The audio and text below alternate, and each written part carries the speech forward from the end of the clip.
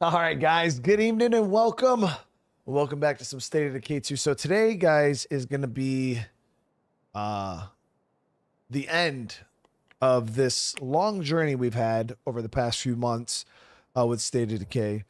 As you guys know, we ended up starting off with the first game, kind of just playing through all the story, lore, things like that, and culminating to this final playthrough here on Trumbull Valley, doing the homecoming events and things like that. It's been a great time. We've been playing this, I think, now for like 2-3 months. This whole thing has been going on, so it's been a good time. It's been a lot of fun. Hope you guys have enjoyed it, especially around all the stuff, information about State of Decay 3 and the alpha and all that dropped. It was like it was good timing. So, but today's gonna be the end of this series. So I'm excited to knock this out for you guys. And then going forward, I do have one more potential State of Decay series that I want to do for this game. But we'll kind of see. That will probably be like the final nail in the coffin type of deal until, we get more State of Decay 3 stuff or whatnot. But a lot of my content going forward will probably be more, if and when my NDA ever lightens up, it'll be more State of Decay 3 focused, informational things, stuff like that. But again, I want to say thank you, though. I hope everybody's having a good night tonight.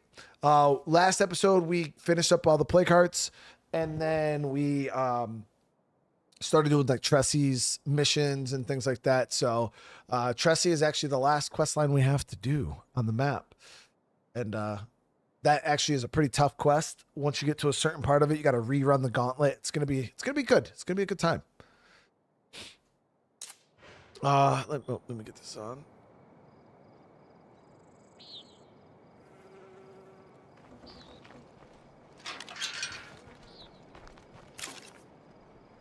Dusty, my boy, what is going on?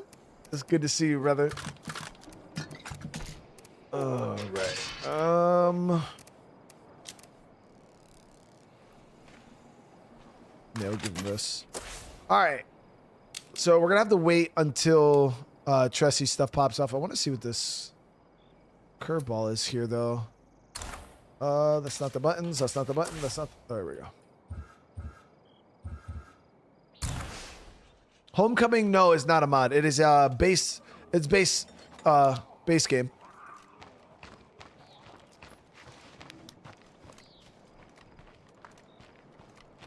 Kit up real quick.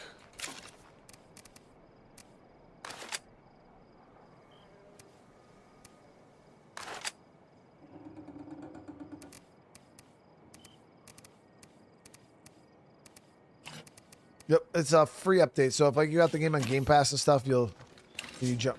God damn, Chad just got done playing State of Decay 3 for like 5.5 hours ish. So I'm like hitting all the wrong. I gotta remember all the buttons. It's so annoying.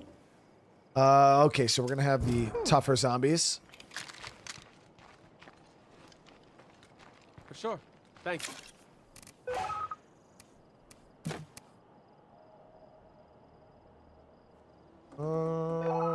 Could grab a little bit of extra 45, but I think I used it all. I did. I actually have none left. All right. So as you can see, we did work down here. Lots and lots of play cards killed. Hey, if you're listening and feeling helpful, could you swing by? Thanks.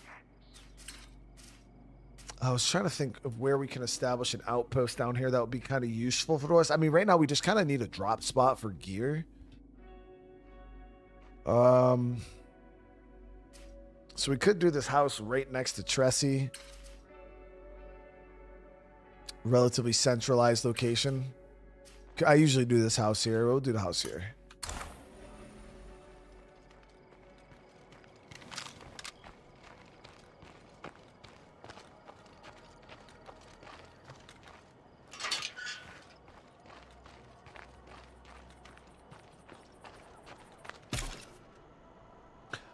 Yeah, I mean, it's not like we're done playing State of Decay 2 like forever. Like, I'm pretty sure at some point, I'm pretty sure State of Decay 3 is still a little bit away. But for the time being, it'll definitely be, we won't see another series of this for a little while. kind of like last year. You know, we jumped in, we played it a few times, a couple months of the year, and then, you know, we move on from it. That way I don't burn out, and then that way you guys aren't like, bro, like play something else. Because there's already a ton of people that are already like that with my State of Decay 2 content. They've seen me play it so much, they're like, bro, you're playing this game again? So this is mainly for like me and the channel OGs.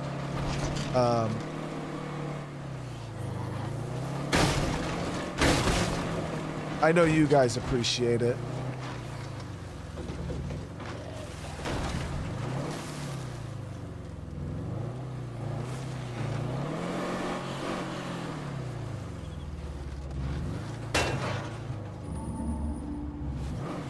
Get in here.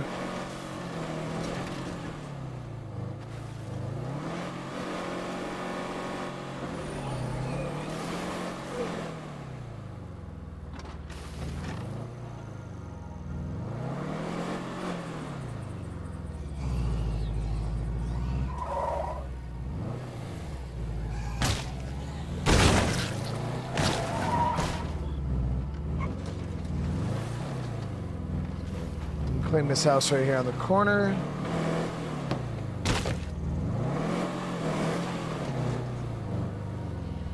Screamer. Fucking A!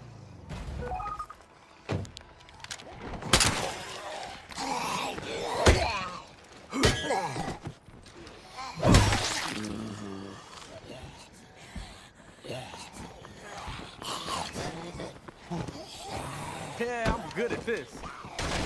Can't do it.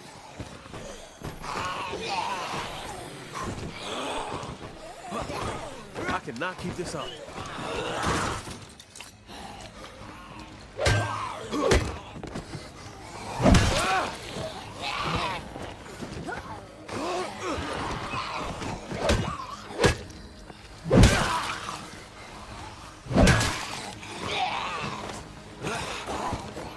Trying not to make a lot of noise here. Look at a lot of fucking zombies showing up.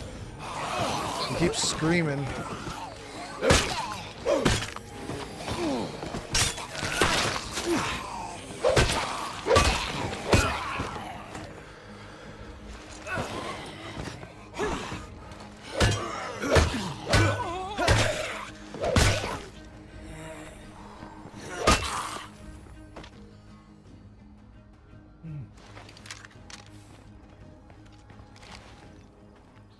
All right, we're clear. So yeah, this is where the next gauntlet's gonna take place. I guess you could technically cheese this gauntlet. Now that I'm thinking about it, There doesn't really seem to be much in here. you can set up outpost traps here. It's kind of OP. Trusty here, coming to you again from the ruins of Marshall. I've had people ask me if the crumbling old plague walls are dangerous. The best answer I have is, I don't think so. And if that's not enough for you, just remember I'm technically still just a grad student. If I ever finish up my master's degree, I'm sure I could come up with a better answer. Or at least a longer one. Take care. Stay strong. Seems like the closest thing to an expert on these plague walls we've been seeing. Yeah, she's putting in work.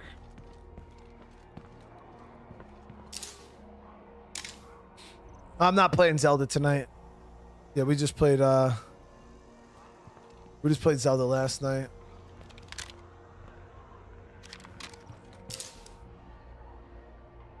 Oh, we got no outpost slots available.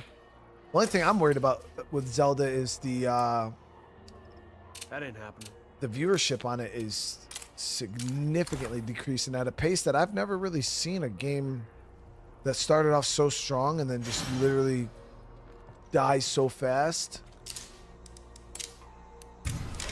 Outpost is done. All fancy and fresh. Let me see if I can do I don't know if you could do traps here, but I'm interested to see. What? Nope, not what I wanted to do. All right. Yes, we can actually do mines. Wow, that's okay. So the reason why I said this is kind of OP is because if you look where this area of mines kind of circles the whole inner part of Marshall, Now, when you do the gauntlet with Tressie, that actually takes place right here, and this area is super, super dangerous. The mission's actually pretty dangerous, but with the binds active, it's just going to auto kill everything in the area. So that will be pretty interesting to see.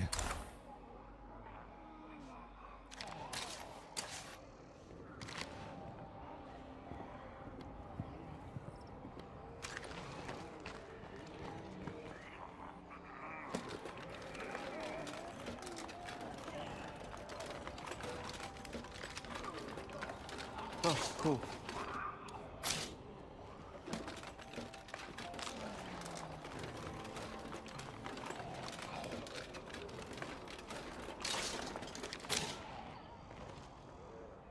Huh?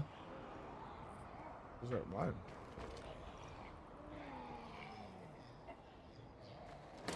Yeah, don't eat the whole bag. Yep.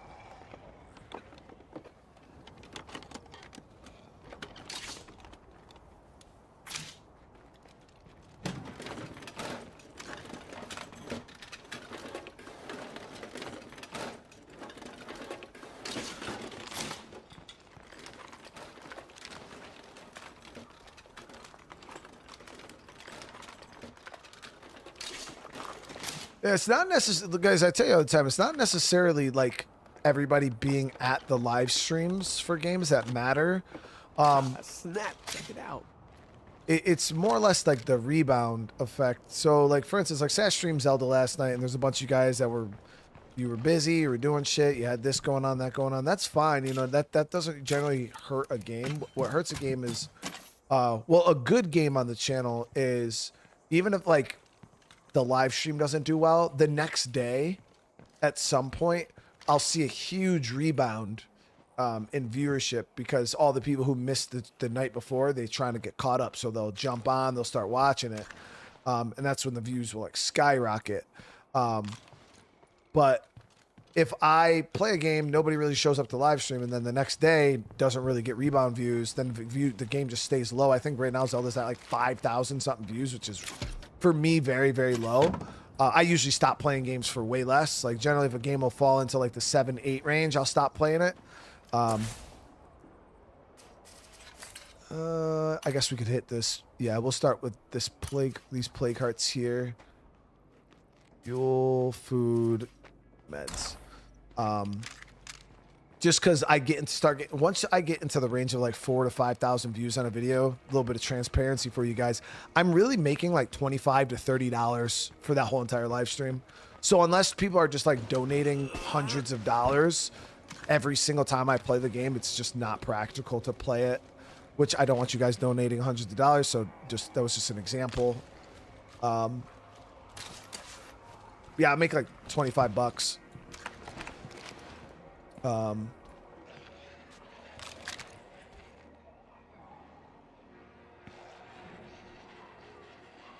think that, yeah, they're going down the road.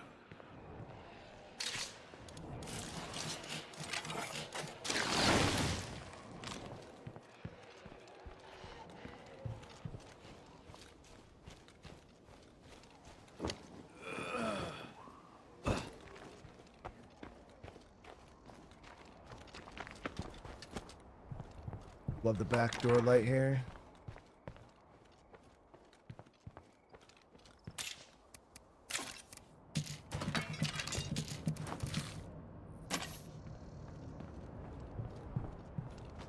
Yeah, I definitely get accused of begging for donations. Yeah. No, I like to explain it because I always feel so bad. I'm not, just so you guys know, I'm not stopping Zelda. Like, this is, now, am I going to be a bit more,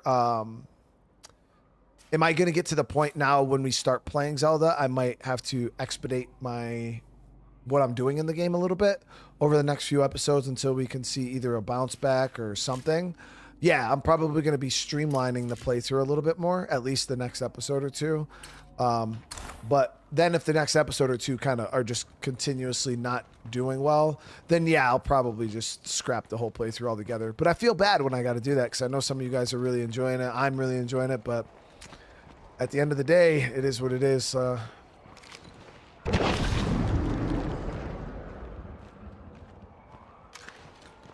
That's one of the big differences when you shift from doing YouTube as a hobby to doing YouTube as a full-time job. Fucking sucks.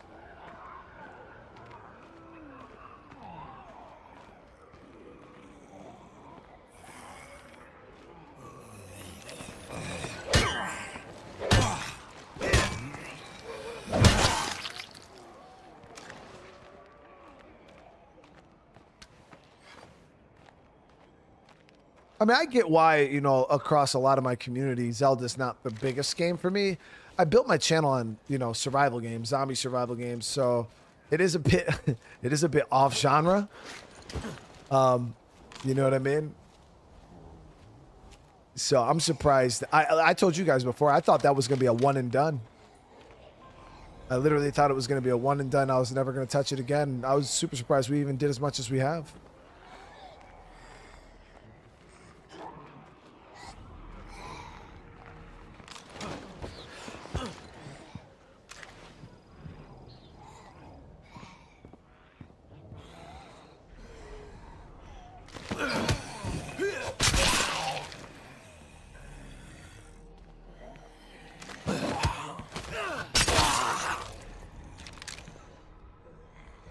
It's so... Oh!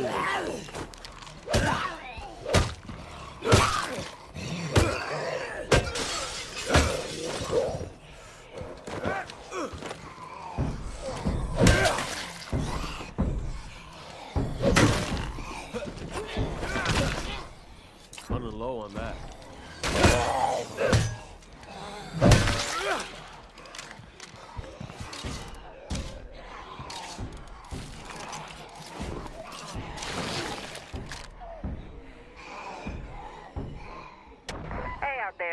Here, coming to you from the bustling metropolis of Marshall.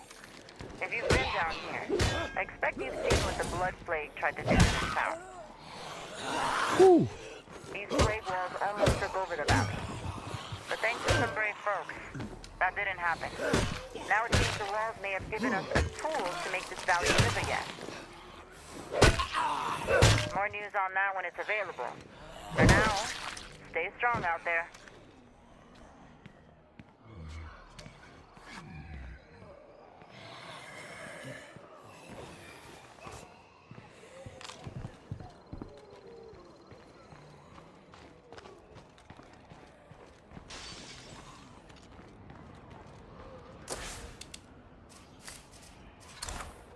Well, one of the things that I just got permission to talk about, not even permission to talk about, it's kind of been something that have always been able to talk about, that Philip said, and he kind of pointed it out to me the other day, because he was surprised none of us have really spoke on it. And one of the things that he said about State of Decay 3 is that they drew a lot of inspiration from Heartland and the heart attack update. Like how they you know, what their mindset was on like how they wanted to approach State of Decay 3 like from a gameplay standpoint. And because I know a lot of people always ask about, you know, Heartland or like the Plague territory, that type of system, and you know how those systems all kind of came together, and whether we think we'll see that kind of stuff in State of Decay 3. And obviously the man himself, El Jefe, said that, you know, they drew direct inspiration from some of those updates in the game right there. Looks like we're in the clear. And obviously I can't give details, but I can tell you guys, like when you see State of Decay 3, you can definitely see where the inspiration came from for like the direction that game is going, from like Heartland and the heart attack update. And what I mean by heart attack update, I'm talking like the Plague territory, all that stuff.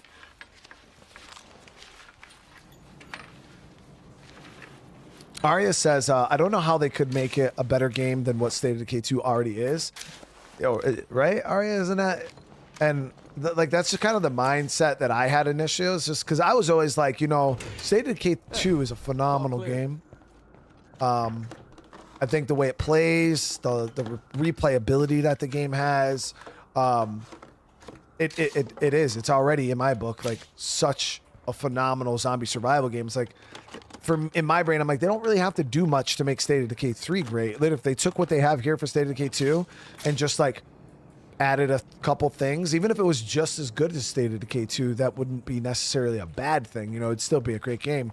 But the one thing I can tell you is, in my opinion, State of Decay 3 is far better than State of Decay 2, to the point where I was even telling everybody that was kind of watching the State of Decay 3 stuff earlier in the alpha, is like, it's so hard to like go from playing that back to playing this. I'm like it makes it's really hard to go back and play State of Decay 2 after playing the third game.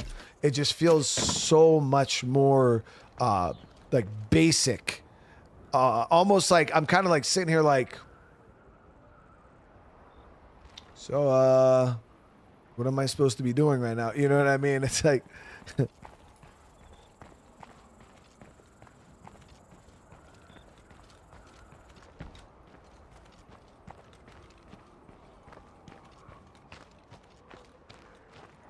all right, so I'm going to hit this other heart. This side here, there is quite a few zombies down the road. Tressie has not hit us up, though, for a mission, which is weird. It's kind of annoying, too. That looks like a plague bloater. How would you compare the graphics quality of State of Decay 3 to the new 007 game? I don't know. They're very, very different. I mean, both games are gorgeous.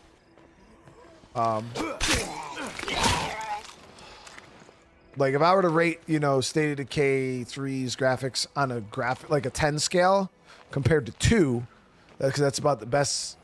I'd say, you know, for me personally, I don't think State of Decay 2 is a bad looking game, especially on PC. Some of the textures are a bit flat and, you know, not a whole lot of detail in certain things, but it's got a charm to it. The lighting can be decent at times, and it has a bit of like a cartoony look to it at points, but I think it's a pretty solid looking game. But if I would say on a 10 scale of modern graphics, I'd say State of Decay 2 is probably like a 5. I'd say maybe like a 5. And State of Decay 3, even with it not being completely rendered out and fully done, I'd say it's probably like an 8, 8.5.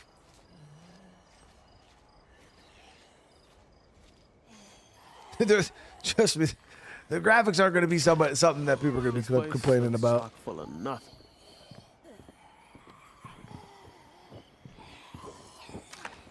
It's locked.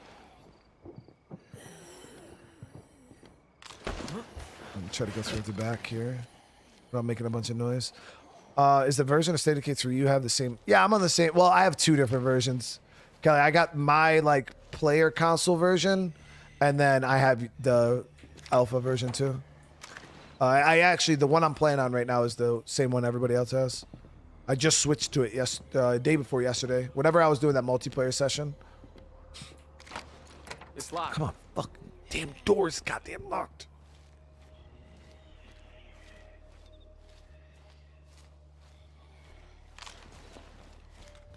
We're gonna have to bang down this door real quick.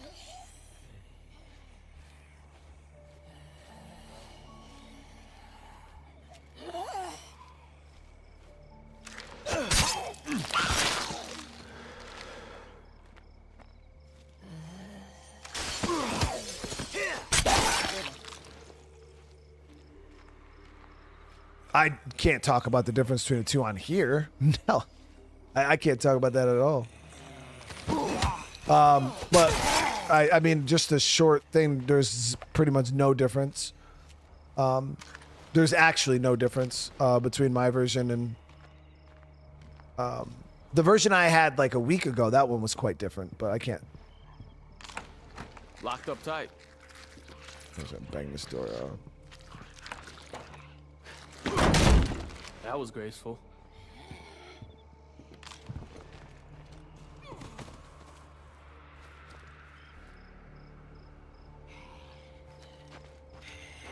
It didn't call as many zombies as I thought it would. Fuck, that one's getting back up.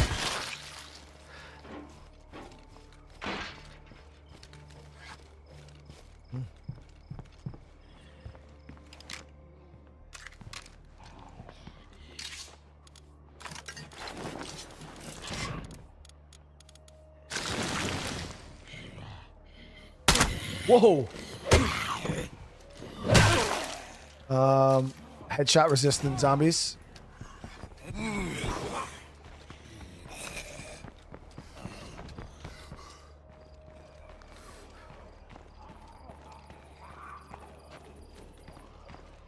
Should do a stream of State of Decay 2 with Jay before you stop playing. See, Jay, I mean, that's up to Jay. See, Jay only plays State of Decay 3 with me. He never even asked me to play State of Decay 2 with him. Strength in numbers, right?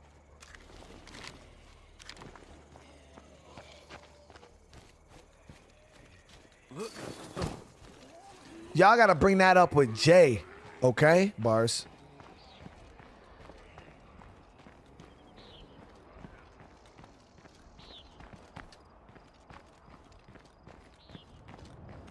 It's not easy though. Our schedules don't necessarily line up too well. Him being in the UK, he usually streams quite earlier than I do. All right, so we got a decent bit of 7.62 also. Not that that fucking matters. I was gonna say, I think we got the SCAR 20 rounds, then the AK 30 rounds. I had an advanced, there it is. I was like, I know I had an advanced suppressor somewhere. Switch over to the, the AK-47 with the advanced suppressor. And then, yeah, look at her.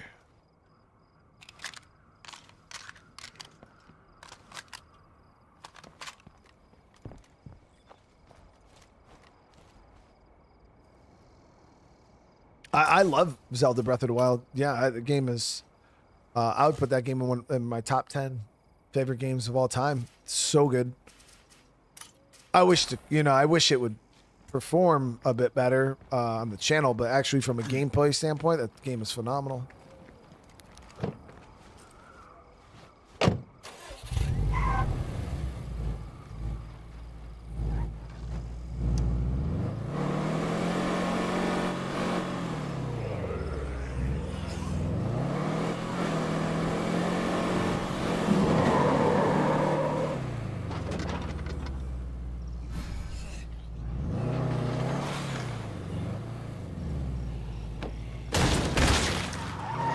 It's pretty old. I mean, it came out in 2018, I believe.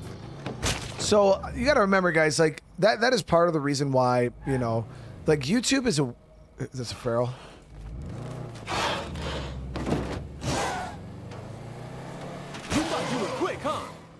YouTube is a fickle thing, what makes things successful,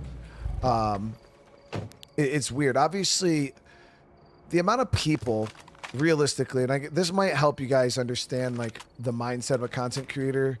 Unless Hey there, Stressy Huerta down in Marshall. there Remember we me? go, finally. Now that we're neighbors, I have a favor to ask you. Can you swing by? It sounds like she might be working on something important. We should help her out. Part of the problem is, what makes games popular on YouTube, especially games like Zelda, is they have huge fan bases, cult followings. But the game's been out for, I don't know, fucking almost 8 years or so now. So everybody has already established themselves in that Breath of the Wild community. So if there are people that are still to this day doing Breath of the Wild content, they have been doing it it's kind of like me with State of Decay. You know what I mean? If somebody else right now, a brand new content creator, decided that they wanted to up and start playing State of Decay 2, they're probably not going to do very well because the game's already old. It's already kind of past its prime. And when games are in that weird past their prime era, it's like initially what happens is when you play a game like Breath of the Wild, you'll get a lot of viewership immediately because you get a bunch of nostalgia views.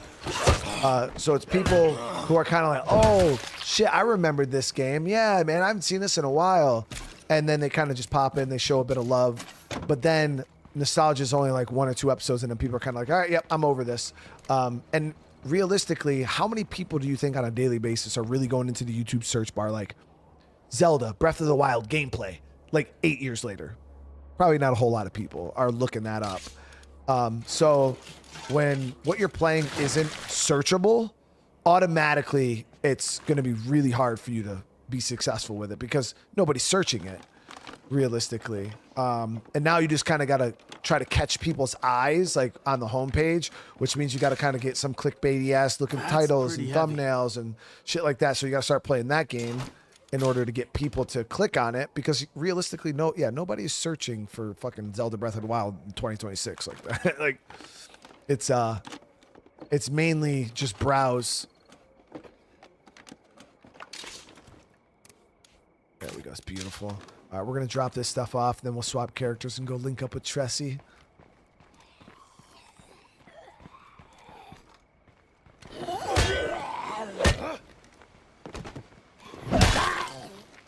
And the AI suggested my channel?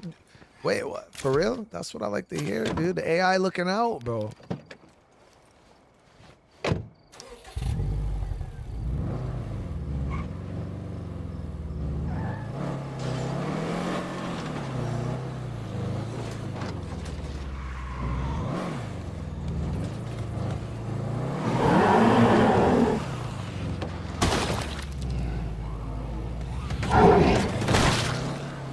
Thing is I just don't want this damn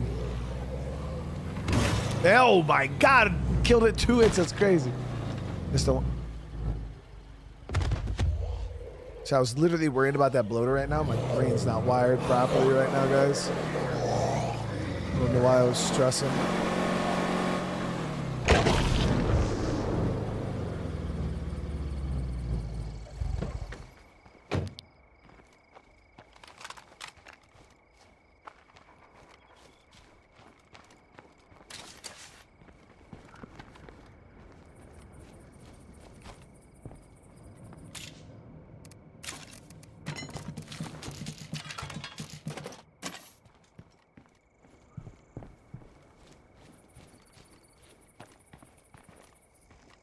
Back when I was driving truck, yeah, it was a while ago. I think my last year driving was like 2022 or something like that.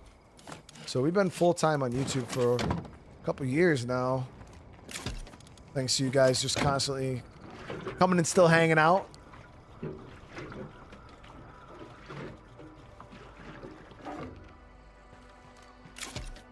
I don't want that screamer blowing chunks on me. Yeah, me either, dude. All right. So where the hell's Tressie? So we got to go here, link up with her. I'm headed your way now. I was thinking about swapping characters, but I think he might be okay. If anything, I'm going to grab a coffee. Ready for a fight on this one. Oh, no. So this is already that bad mission. Okay. So what we'll do is we'll get the traps going. Skadoosh.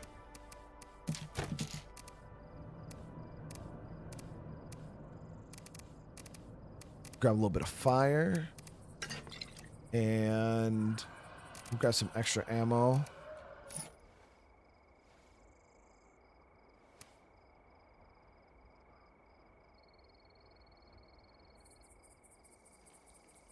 Oh, Wayne, that's okay, man. That's okay, brother. You know, I appreciate you guys just checking in. I always tell you guys as viewers, you know, some of you guys stress that, especially some of you guys that have been here for a while that might not be able to donate or super chat or anything like that. Some of you guys really do stress that a lot more than you need to. Because I always tell you guys, if you're worried about financial support for me, okay, I guarantee you, I guess the best way to put it is, say you're somebody who buys a $5 membership to my channel, $5. All right. You pay for that every month. And you say you do it for a whole year. I don't know. It's what, 55, 60 bucks for the year. And you know, say you've been a $5 member the whole entire time, but you might pop in, you'll watch a stream once a week. You might pop in for like 10, 20 minutes, watch a stream here and there, maybe once or twice a week. But you're a member, you know what I mean? You're covering down on that membership tier. I will guarantee you right now, someone like Brian with a Y, who's not a member right now, but is in almost every single live stream I do, literally damn near every single live stream I do for hours and hours and hours on end, the amount of ads served over, you know, that same 1 month, I guarantee Brian Woodwise probably pushing $100 to $200 by himself in ad revenue towards me, just because he's here every day, watching all day. So he's easily pushing what somebody does who watches periodically in a whole year. He's probably doing 3 times that in a month just by watching the streams super consistent. If that gives you guys an idea of how that can kind of work. It's probably not actually that much. I wish if I was making $150 off each viewer, I'd be fucking rich, bro. But you guys know what I mean. So yeah, all I ever asked for, you know, is just... I want to recover a sample from one of the ruined plague walls. Can you watch my back? Oh, I think this is the plain one. I've been studying these old plague walls, and I've got a theory I'd like to test. When the last active wall downtown was destroyed, something happened to every wall in the valley. Whatever that effect was, it originated from here in Marshall. Gotcha. Now, the walls around here are organically inert. Nothing going on at all. But it stands to reason that walls further away might have been affected differently. Fair enough. I want to gather some samples from a ruined wall out in the farmlands to see if my theory is correct. If I'm right, this sample could let me better understand the biology of these plague walls. I hear some of y'all saying that the government can still solve all this. As if some zombie reform bill could make a damn bit of good. Zombie reform bill? The fuck? Good. That's good.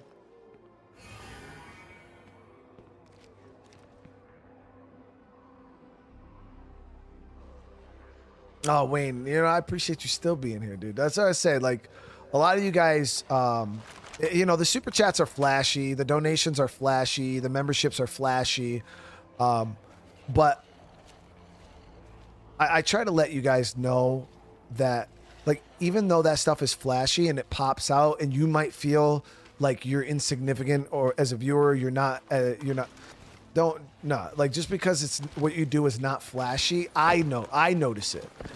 And honestly, it's you guys who watch day to day that are really paying for all this. Like, 80% of the money I make comes from viewers, ad revenue, not super chats or memberships. Like, all that shit is like makes up only 20% of the money I make. Super chats, memberships, super stickers, all of that. That's literally a small portion of my finances. Most of what we do here is financed by the lurkers. Yo, hearts in the chat for the lurkers.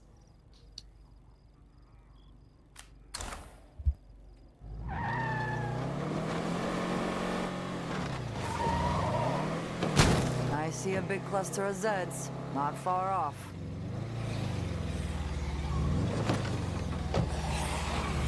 Oh, so we got triple bloater right there. That sucks. I'm gonna have to pop them. That Zed must have heard us. Bloater power. Watch yourself. The hell was that? Now get in chest.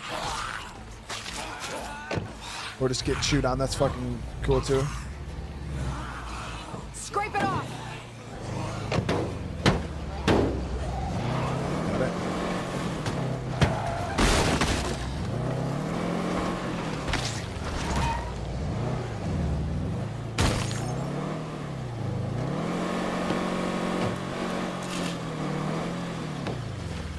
Hey, lost the door. Seriously?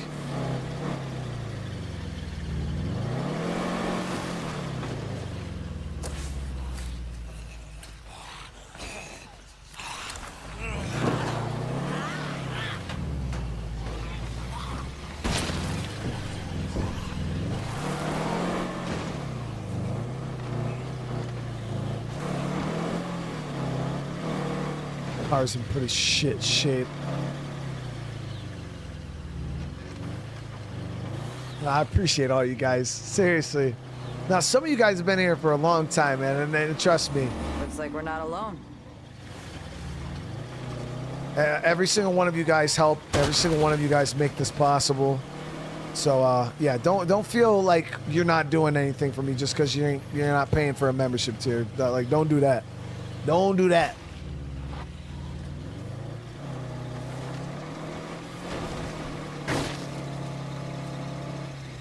Hold up.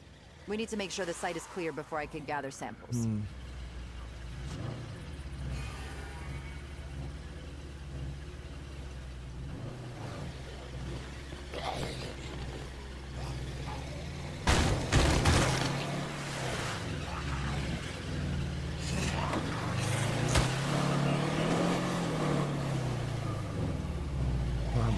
There's actually quite a few fucking zombies here. Holy crap. Any updates? We haven't even Okay, started so the... we're all clear to get started. Not? Now, the plague wall itself isn't dangerous, but if it's biologically active, my work might draw some Zeds. So, let me know when you're ready for me to start.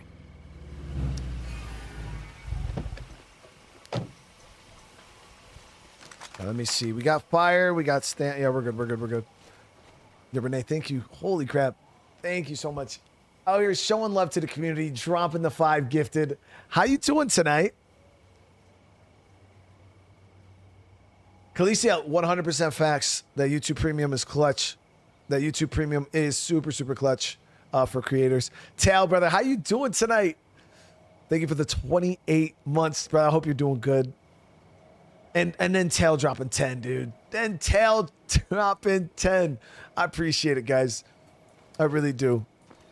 And like I said, the memberships, like again, they obviously help, guys. They help fill the gaps. You know, we got bad viewership. Game's not doing too well. That stuff definitely helps fill the gaps. And there's been some games where just like people just oddly show mad love while we're playing that specific game. And it helps, even if the views are low, we keep it going. So, but no, I appreciate that. That's crazy, dude. Seriously, I appreciate you. Renee, Tal, thank you guys so much. And everybody who receives a membership, welcome to the fam. It could get a little exciting. All right, let's do it. I didn't bring a coffee, so this is going to appreciate suck. Savage, you came from Twitch? That's wild, dude. Keep your eyes open. Was that a feral? That's gonna slow us down. Talk to me, Tressie. Fuck. Contaminated the first sample. Just keep up with me, okay? Okay, a little bit of a problem here. These zombies are resistant to headshots. And I have a 7.62.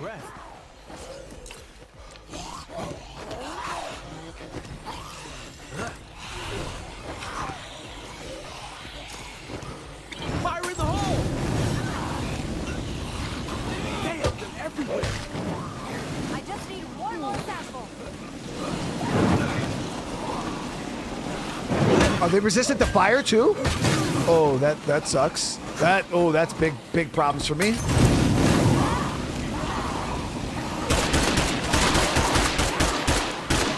Okay, I've got the samples I need. Wow, that was tense. Bitch. Someone fucking save me! Sorry, coming! We're gonna need you right soon.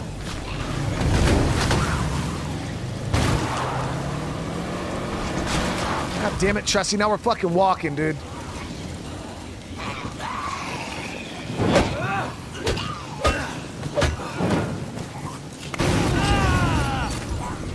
Time to reload. Fucking zombies have set me on fire. Doing more damage. The fire's doing more damage to me than the damn zombies. I think that's a feral. Let's get moving before things get bad again. Shit, Screamer! I need to compare these with the samples I collected in downtown Marshall. I'm not sure how long that'll take, but it's not like my social calendar is full of distractions. With any luck, I can find some significant differences and learn more about the biology of these walls.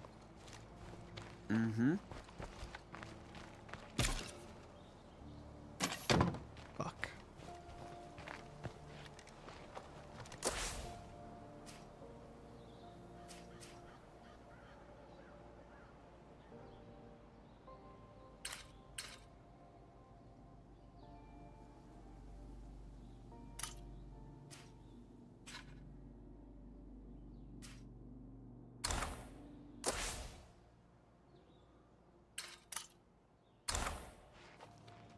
This group's not too far.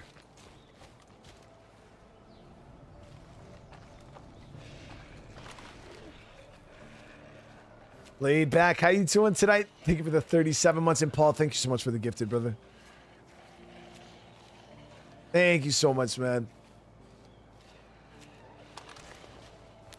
Found this video, found this channel from Google on how to kill plague hearts when I first started playing State of Decay 2. That's what's up, dude. Yeah, that got a little weird. So this curveball.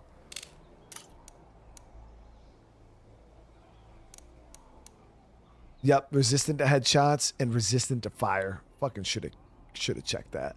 Those two combined made that miserable. We also had a milestone from Paul, with the 56 months. That's a long time, dude. But no, well, Paul, you're on a whole nother tier of membership though, brother, man. You gotta remember, you're a veteran survivor. That's $25 a month for 56 months.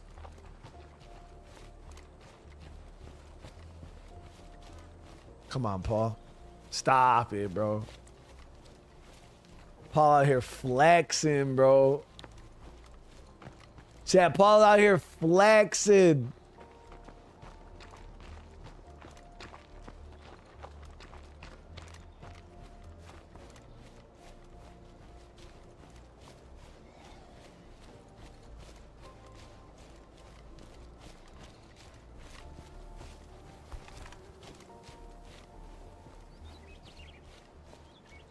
Ever played Gears of War Judgment? No, that's the one that we haven't played. I'm hoping that this Enclave has a repair kit. Gotta watch my stamina though.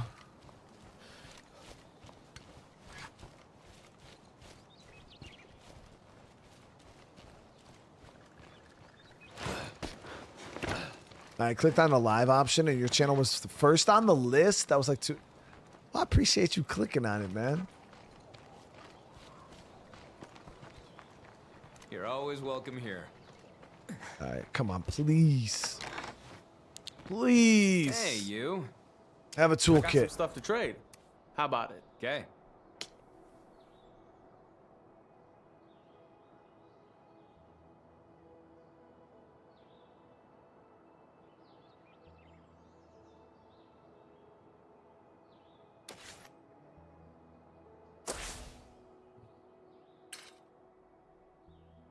I mean, at this point, we probably should just fucking walk up to our outpost, right? Guarantee. I mean, we could have walked the base from here. Honestly, it would have been shorter.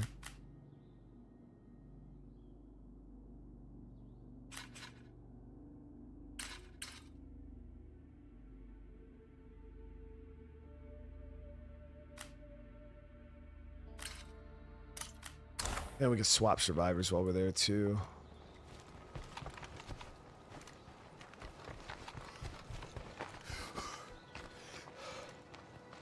I don't even need fuel. We need a damn repair kit. Shit's fucking... But now we got to put the two meat sticks together to work. Working these meat sticks. Is it true it takes 60 hours to beat Days Gone? Yes and no. Days Gone is a long-ass game. Yeah, I mean, you're easily putting 30 to 40 hours into that. 100%. Now, if you're trying to, like, complete everything, I could see 60 easy. But I'd say your general playthrough would probably be, like, 30 to 40. But it's a way different game than this. Yeah, like, Days Gone, I think, is done very well. The way the game progresses. Like, it goes through, like, stages almost on, like, what you're doing in the game or how the game plays. Like, it changes so dramatically from like the start to like end game in Days Gone. It's so different. But yeah, with bike upgrade progression and actually never checked up there before. But yeah, you know, with like the bike upgrade progression and the settlements that you're working for there, like trying to progress your like reputation with them to max that out. The hordes, it's plus the missions, like the story stuff, the side stuff. It's great. Days Gone is one of my favorite games of all time too. That game is so good. It was wild. My son, on his channel, he started up a playthrough, and I know some of you guys were going over there watching it, and I don't know why he stopped. Like, he's obviously just being a bum. Now he's been playing the shit out of Subnautica, but I'm like, bro, you need to like play that shit, bro. Like, but he won't play it. And I was almost half tempted to start up another playthrough myself, but I just did a playthrough. When did I do that playthrough of Days Gone, chat? Shit, was that 2024? End of 2020? For some reason, I feel like it was just like last year, but I don't think it was, actually. I think it was the year before that.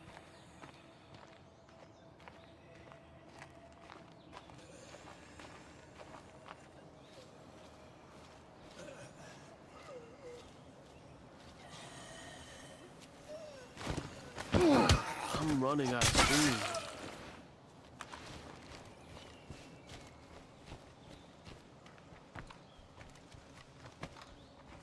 Six months ago, we played it around Christmas.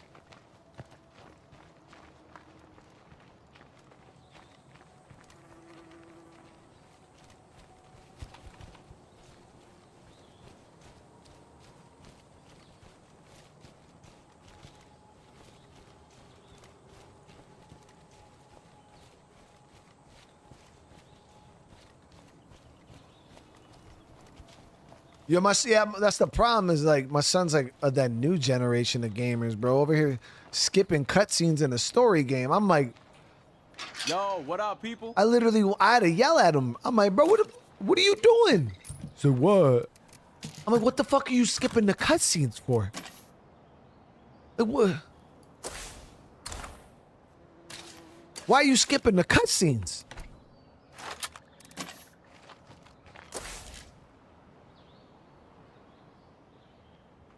Yo, that's wild, bro.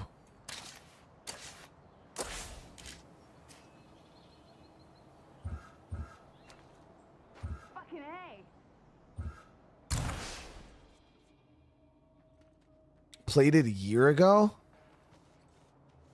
So I don't know, chat. I think it might even have been longer than that. The only problem is YouTube only shows. Can any of you guys see the date on it? Because I feel like it was longer than a year ago. YouTube only shows 1 year, 2 years after the months. So it could be like 1 year, 8 months, but it's only going to show 1 year. We got to get a repair kit now.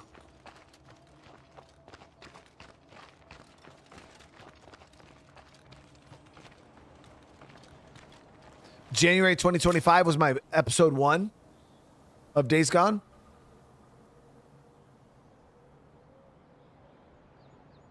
December 24 was the start. Okay, so we started it in December 2020. Damn, that was so much longer ago than I thought. Jay, it was like a year and a half ago. December 17th, 2024. Ooh.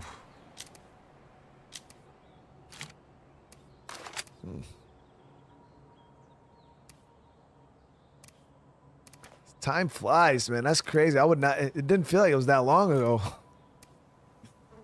It didn't feel like it was that long ago. You know what I mean? That's so weird how that works. I felt like, I don't know. I felt like I played it like last year or something like that.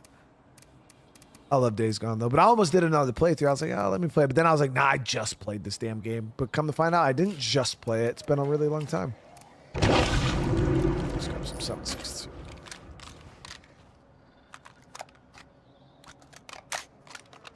All right, we're good. All right, Tressie, let's get you back to base. I'm gonna grab this fire. Got a repair kit.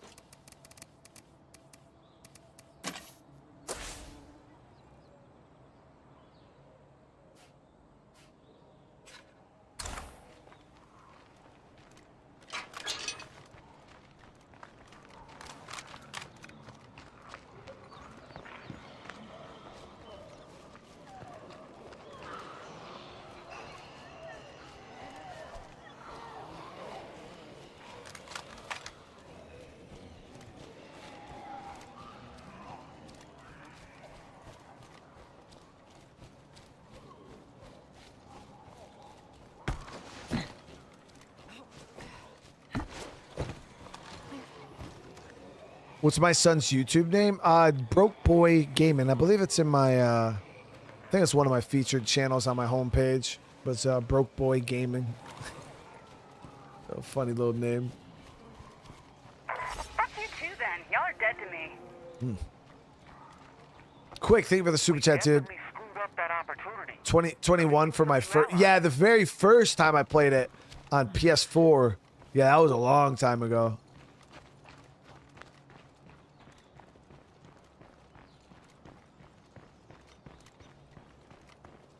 I think I heard a blood feral. Where?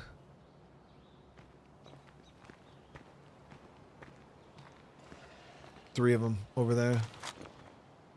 That's your superpower here in State of Decay 2. Spot them before they spot you, you'll be alright.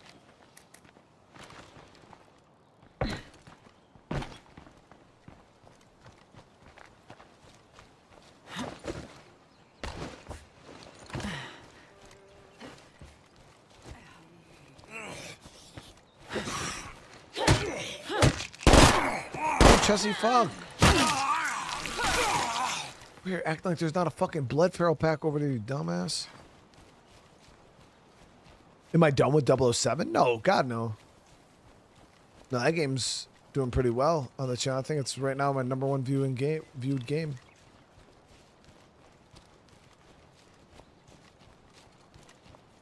We got sidetracked here, though. This was not the original plan, but never is. Never goes as planned. An old school. I don't appreciate the super chat. I appreciate that for real. But no, we are not done with Z007.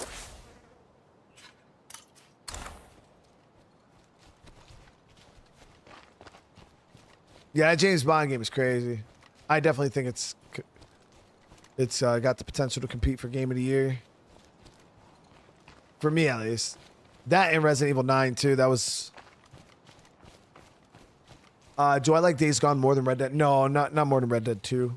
I don't even like Days Gone more than Last of Us. Grade Zero, how you doing tonight? Thank you for the 30, man.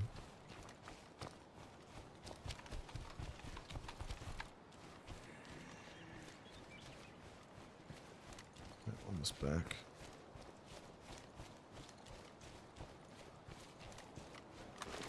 Lego Batman was alright. Yeah, I actually enjoyed that a lot more than I thought I would.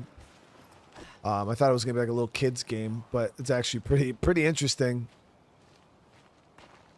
As for a viewership, like I don't know if I'll play it again. I could potentially play it again, but because it was an episode 1, I think it pulled a little over 600 likes. And we didn't even break into like the 20,000 range viewership wise. And generally between an episode 1 and episode 2, you usually see anywhere from a 40 to 50% drop in viewership. So if we're already at 12K, imagine a 50% drop on 12K would drop me down into unstreamable levels. So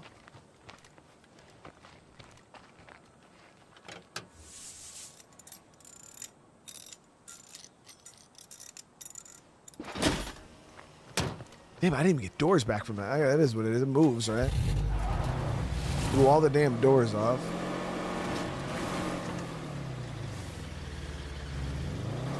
Well, you gotta remember, it's just my audience isn't built for games like that. You know what I mean? I'm not a true variety gamer in like the real sense.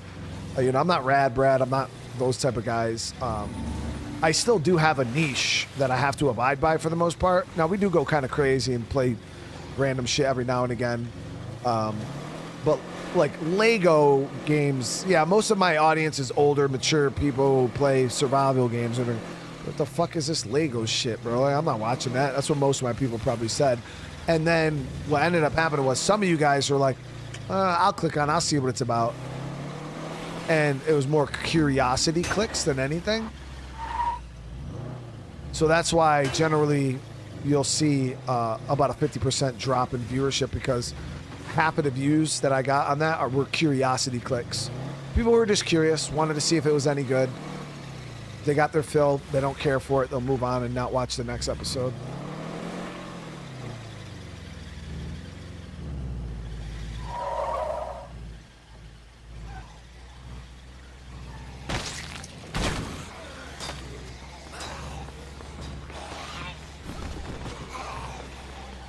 Lots of Zeds moving fast. But the crazy thing is, it's not like the Lego game isn't for, or is for kids or something. You know what I mean? Like,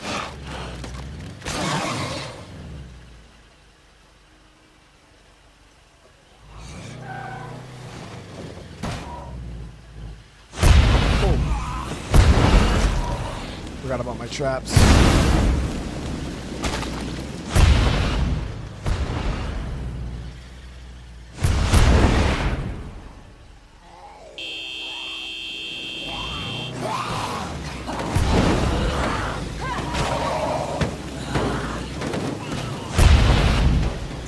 Oh, the fucking zombies are resistant to the damn traps?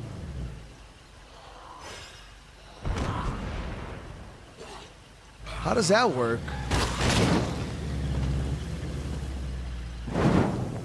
Ouch. That hurts. I need more of That shit hurt. Damn, she has to get the fuck up. It's all good, guys. Yeah, you ain't gotta like the Lego games for my sake. I get it. I understand. Part of the reason why I wasn't even gonna play it to begin with was because I knew it really wasn't for my audience. But I was stubborn, and enough people Thanks again for your help. were Got a asking. lot to work on here. I said, "Fuck it, I'll give it a My shot." little science experiment may not be that exciting, but this is my way of fighting back. The more we learn, the better equipped we are to survive. Take care of yourself, okay? I'll let you know when I have good news to share. Try not to get into too much trouble. So, I mean, it was just kind of on me, you know, for firing it up. The main thing is I fucking spent $70 on the fucking game, and it's just like, the goal is to at least break even. I think I broke even, though. Sucks when you do a stream and you lose money on the game.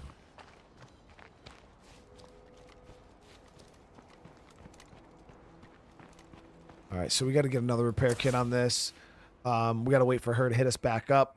I want to say her next mission is the big one inside the town here, but we got to get this vehicle fixed up.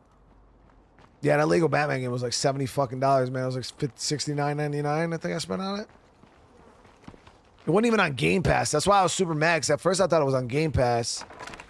And then I was like, oh, I'll check it out. And then it wasn't on Game Pass, and I was like, damn. So I was like, I'm going to have to buy this shit. Then I went and looked up the price, and I was like, God damn, this shit is $70? And right then and there, I should have said no and just not bought it.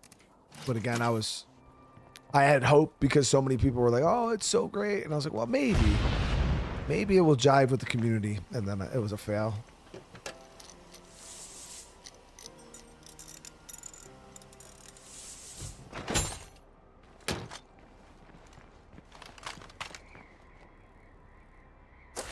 You thought 007 being 70 was outrageous? How do you figure?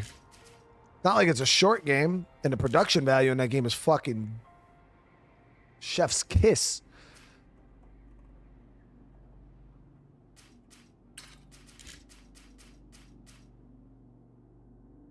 Their game is one. If any game was $70 and worth it, definitely 007. Yeah, production value, because you got to gauge it on like production caliber, and that game is probably one of the better produced games I've seen in years, man. It's up there.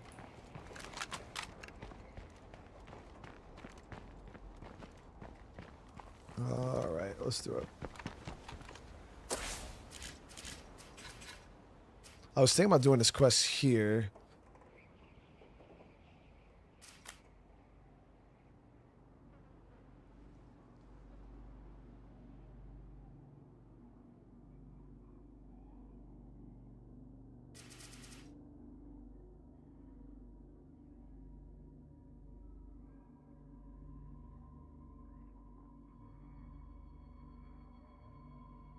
Well, the prisoner. Most of my games I play are on PC, and because I play with mouse and keyboard, I wouldn't enjoy playing the games on a controller. It's just not my style. It's not my ideal way to play. So where is this? That's way the fuck up there. Yeah, so I guess we're just gonna wait this out.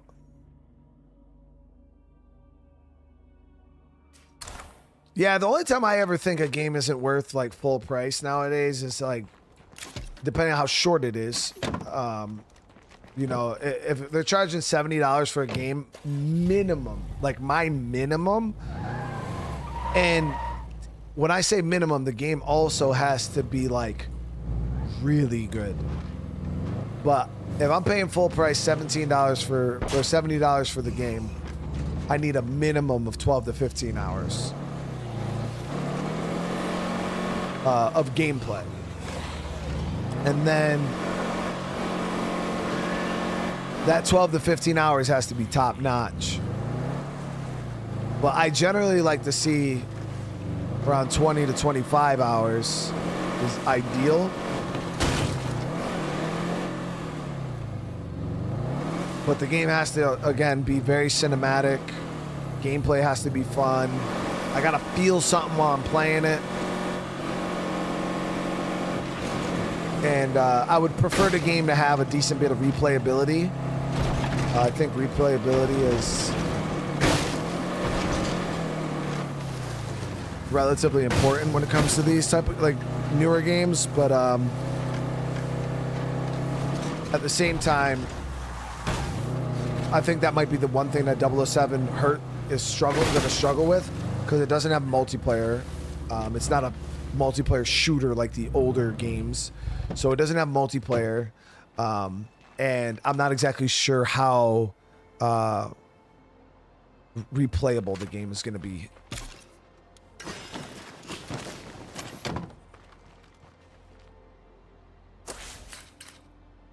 I'm going to talk to Pixel real quick just to get this quest Trumbull going. Valley. How's it going? I'm curious about something. Anybody else out there grow up on a farm? Or are you all city folk who needed the end of the world before you put your hands in the dirt? Fair. It's okay. I don't blame you. We did the growing. You did the eating. Funny how things change, huh? I'm not saying we need hot and cold taps, but access to water on base would be great. Nag, thank you so much for the 17. Thank you for the 17. Hope you and the fam are happy and healthy. What's the plan for Breath of the Wild? Views are pretty low, but damn. I'm probably gonna do another stream of it because I'm pretty stubborn. I'm enjoying Zelda quite a bit, so we'll probably brute force at least one more stream. I'll try to get it set up in like an ideal time too, now. so it's not super late at night, Yeah, man, yesterday was okay. not super early in the day. It's actually good. So I'll try to get it figured out, but I'm gonna do at least one more stream.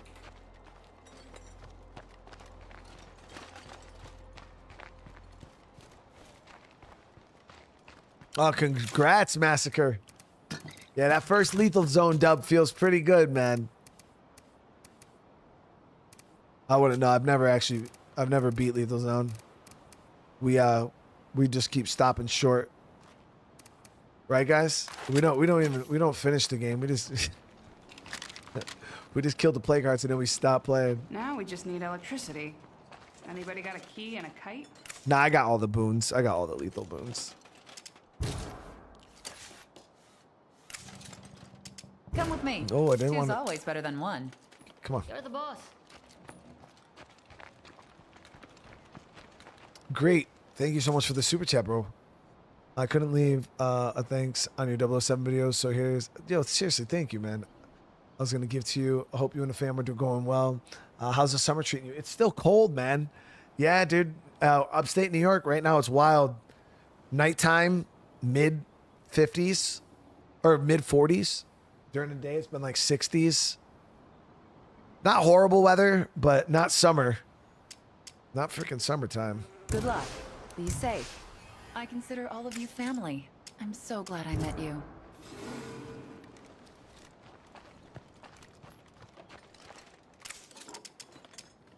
Great. There we go. So what if our whole civilization crumbled? We'll just have to build another one.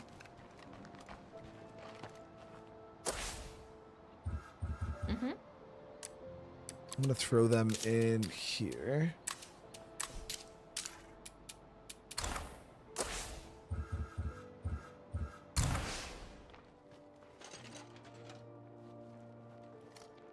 Yeah, it's nice because I haven't had to crank my AC up at all, and I also don't need to turn my heat on.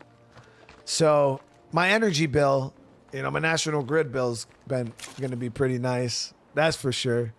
So it's like it's in that nice medium, like middle ground where my house gets cooled down at night and gets cold enough in here that during the day it stays cold for the most part. So I've been enjoying that for sure.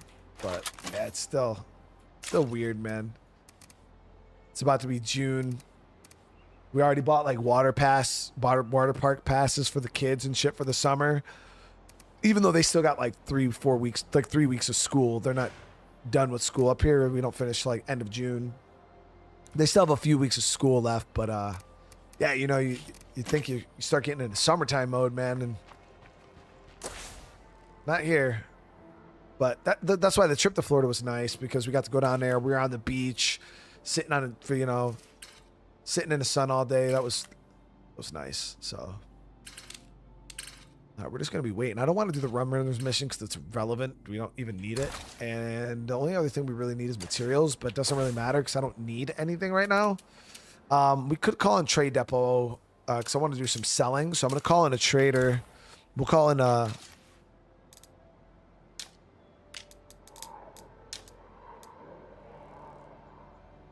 we'll do a match trader first, I guess. No, I didn't really do any videos or anything while we were in Florida. Just kind of took a little bit of time, hung out with the fam. Hey kids, I'm here with the building materials. Don't keep me waiting.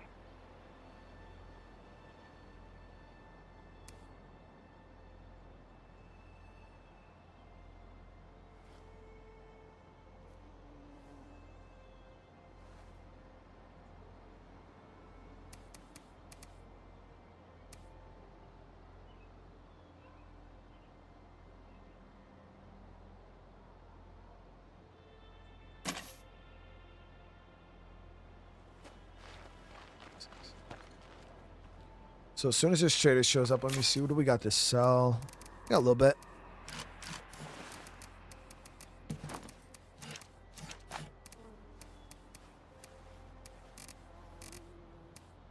So, also... We're okay for ourselves with simple scavenging so far, but working alone has its limits.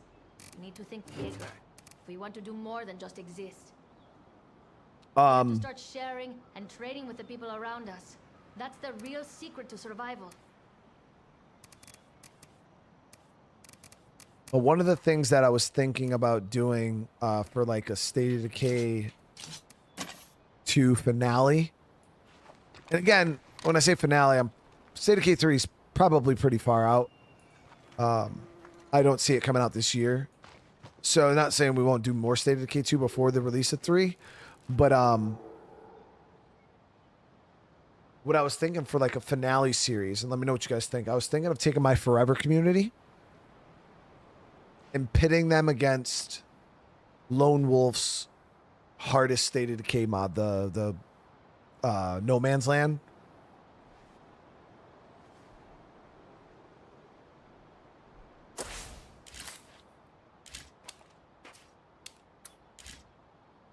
Yeah, this bro is really walking his ass all the way over here.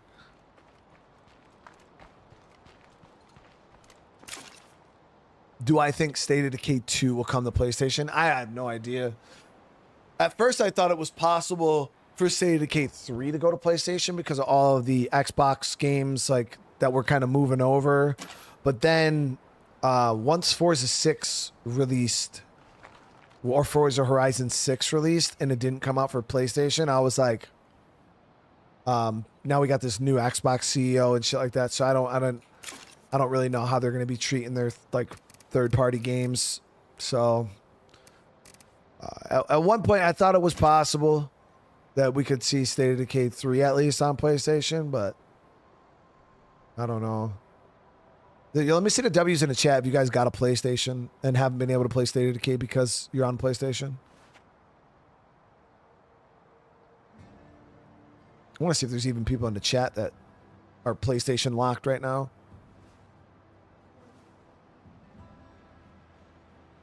Yo, laid back. Thank you for the super chat, dude. How you doing tonight, man? Oh, I appreciate you again, bro. Yeah, this dude's gonna be taking a sweet ass time getting over here.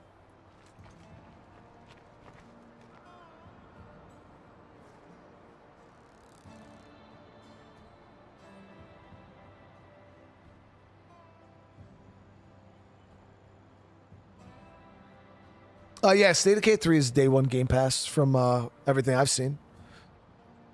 Every Xbox title is day one Game Pass. That's like their thing. Okay, I mean, there's a few of you guys that are PS5 locked. But yeah, I mean, I don't know. At first, I was like, that shit would be pretty dope for people. But again, with how everything is going with the new games. I found some useful things while I was out. Forza Horizon 5 gave me hope. It really did. It did give me hope that we could potentially see State of Decay 3 on PlayStation 5. But then as soon as I seen Horizon 6 dropped and there was no PlayStation release, I was like, bruh. Come on, dude. But I think it would be big. I think that would be a big ass fucking. Could you guys imagine? I do think if it released for PS5, that would be huge for the State of Decay community. I think that would be huge for Undead Labs. I think that would be huge for me as a content creator, because you got to think of the millions and millions of people that game would be opened up to. I'm looking to trade. Sure. But we can only hope.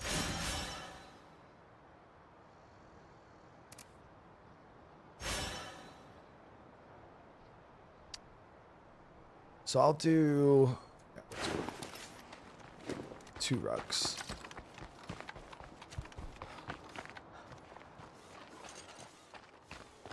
Somebody said we needed supplies?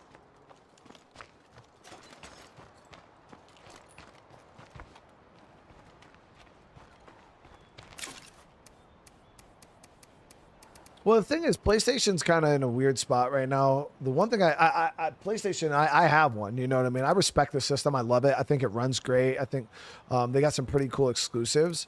I think PlayStation was in a way better spot than Xbox, ultimately. I thought Xbox was in a really, really bad spot because they just have like no exclusives that are even worth buying the system for, minus like State of Decay. But then even then, State of Decay 2 is such an old game. It's like, who fucking cares about that, really? So there was. Hey, I've got a nice deal for you folks if you want to meet up. Let's see what that is. There really was no reason to own I gotta drop this off soon. a PlayStation over, or an Xbox over a PlayStation.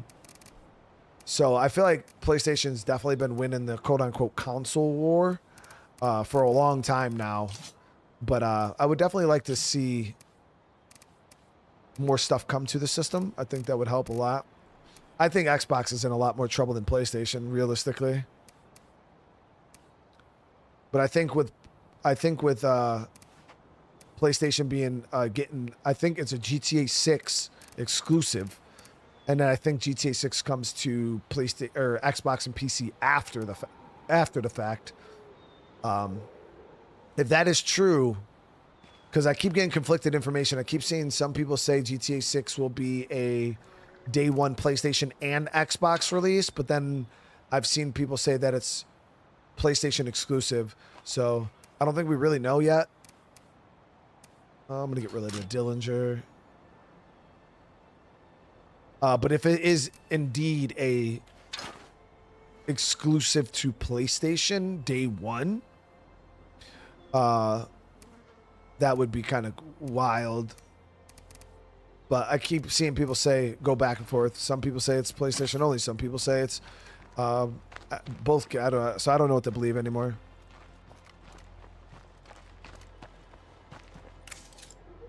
I'd like to make a trade. I don't see why not. That was a good influence. Real good influence.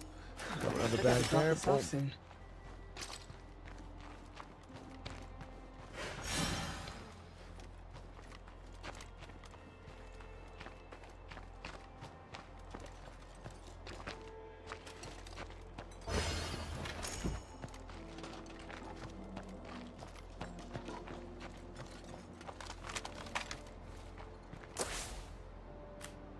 Hey, neighbor. Red Trust me, Talon. Ken. Oh, there I'm we go. afraid my experiment didn't pan out. The new samples just don't demonstrate enough difference from what I collected here in Marshall. I still think I'm onto something. I just need more time. I'll call you when I've got the next step planned. Trusty out. All right, one step closer to her mission now. Well, that wasn't exactly good news. Let's hope she figures it out soon. Yeah, I have my PS5 obviously because I'm a content creator. So like someone like me, where you know, I generally, if I wasn't making content around the game, I don't know, I probably still would buy GTA 6 regardless. But like, yeah, the reason why I have a PS5 Pro specifically was because obviously when GTA 5 or GTA 6 drops, I'm gonna play it on my channel.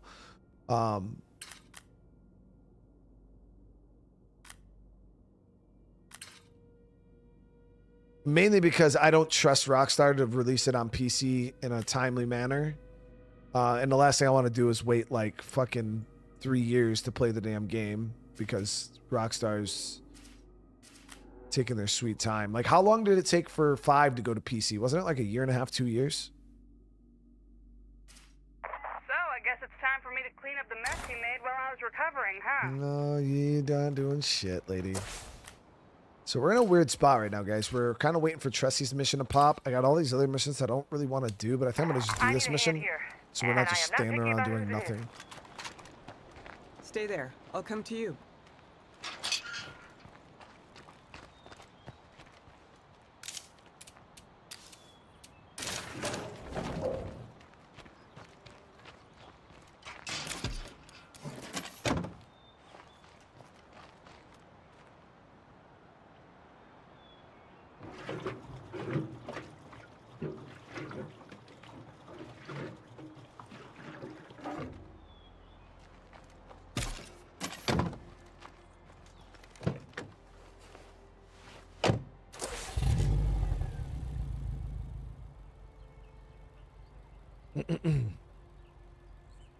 GTA 5 came out on PC and Xbox at the same time.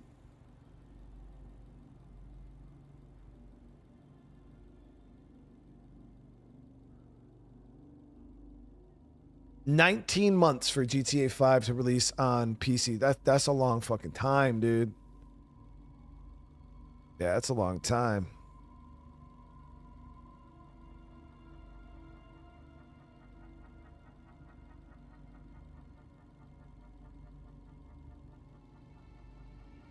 Every community's gotta have some ground rules.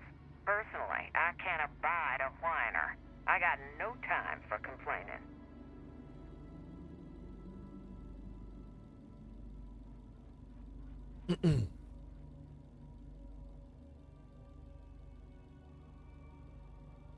Yeah, I'm pretty sure it came out on Xbox and PlayStation at the same time. I know GTA 5 was on PlayStation and Xbox.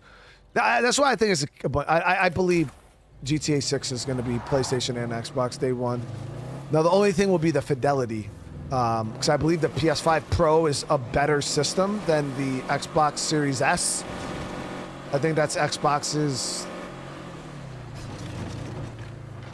top system, but I could be wrong. I don't know anything about those things, but I'm under the impression that the PlayStation is the better machine.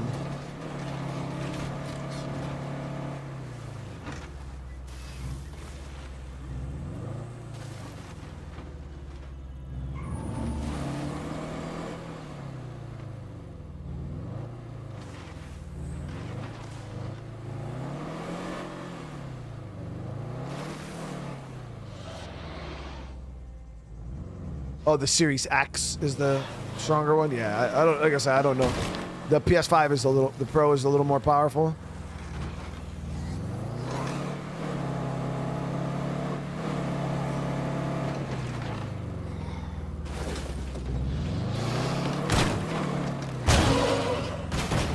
We're good. We're good. We're good.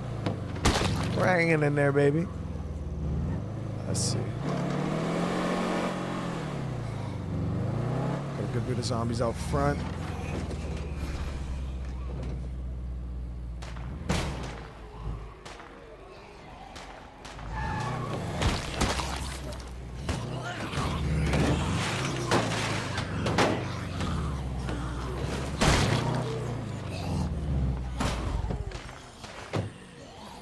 Finally, that damn curveball's over.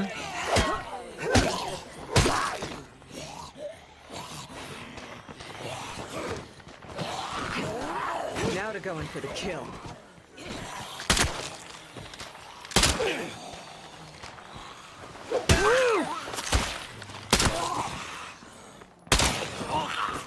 Getting tired. Not good.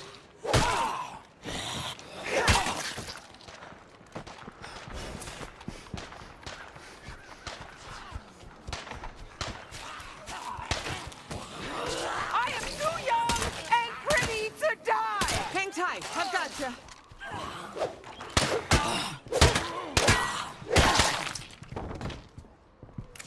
You know. Let me take you home. You are the best. You're welcome.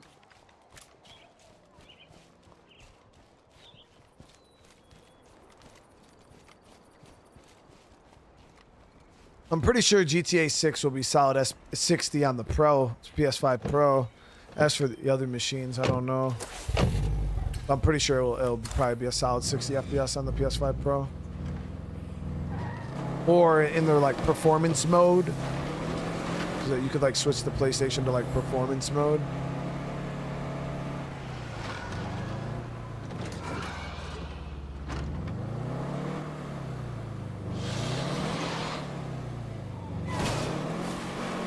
Is that one? No, it's not. It doesn't matter. It's not going to be able to keep up with us. Enclave's over in the gas station here.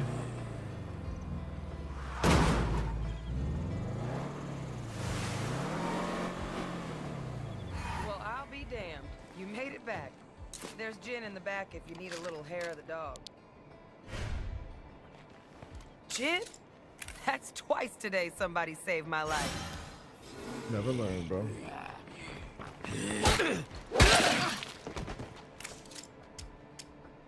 But I would think about it. Alcohol's what's got you in this mess. Hello. Pleasure to have you. Look who always brightens my day. Interested in trading? Okay. I guess so.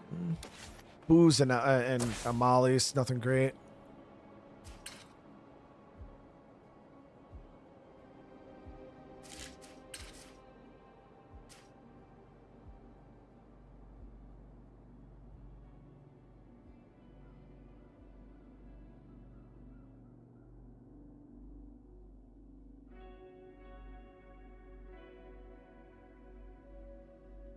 Oh, same with me, Marvin. Like, I'm a PC guy. Like, I play 99% of if I could play the game on PC, I'll play it. The only time I really ever resort to using my console is when I have to. Like, when it's just not an option to play the game any other way. Like when Death Stranding 2 came out, things like that. I'll jump on the PS5.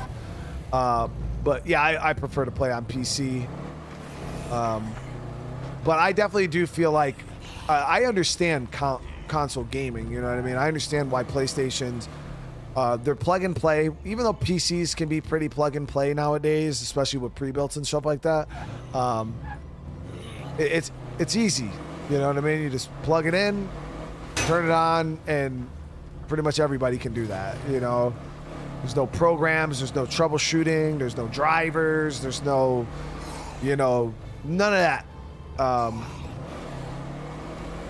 So it's definitely very straightforward. I should have turned back at that. So I understand for most consumers, you know, the PlayStation, Xbox life is just simple. It's cheap. And when I say cheap, I mean it's a lot cheaper than a modern gaming PC, you know. If you want a decent gaming PC now, with all these fucking price hikes and shit, you're spending like $2,000, $2,500, and even then, the machine isn't the best it could be. If you want like a top tier gaming PC, you're spending like $4 or $5,000 now, which is fucking crazy. So, you know. Hello there. I'm with Red Town. These guys Your are lives shred. just got a lot better.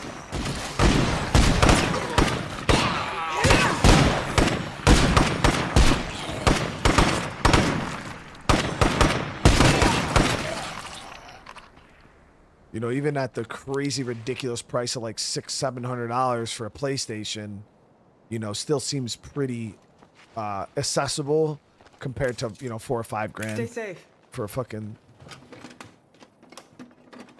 PC right now. We could find some use for that, maybe.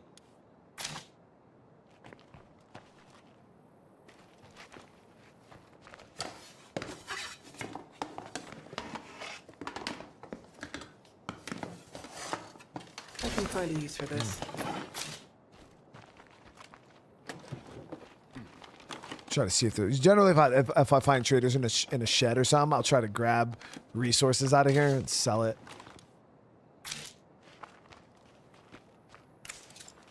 I'm looking to trade. Sounds good. Hordebreaker, Stormbreaker's not a bad gun. 60 rounds, 7.62, pretty decent weapon.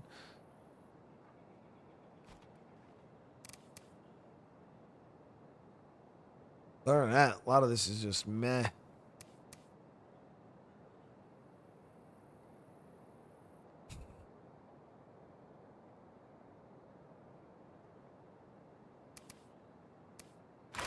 I'll buy it. Better than the AK we got.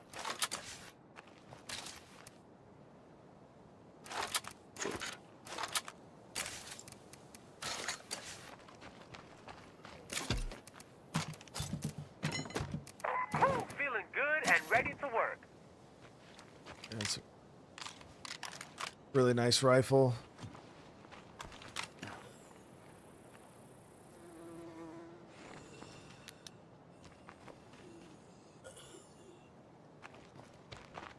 Loader ahoy!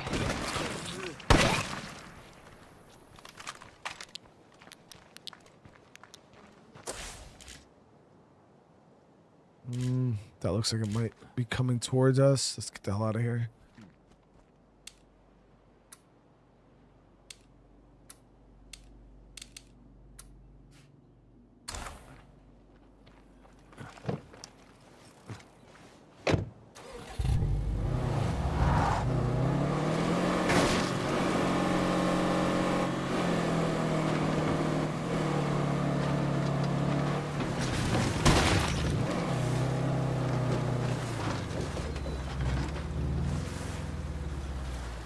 Something came up that you should know.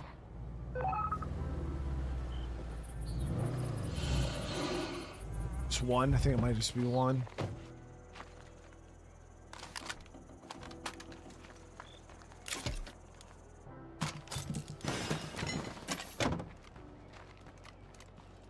Oh, we gotta switch over to our leader.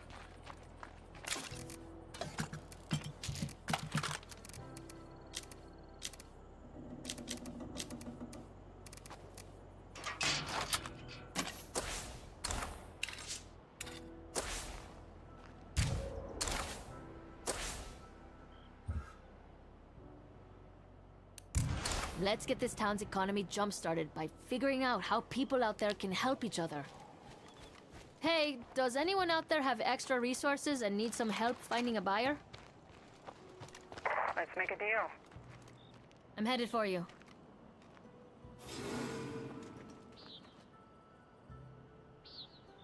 I mean, I would say certain levels of gaming are becoming pretty unaffordable.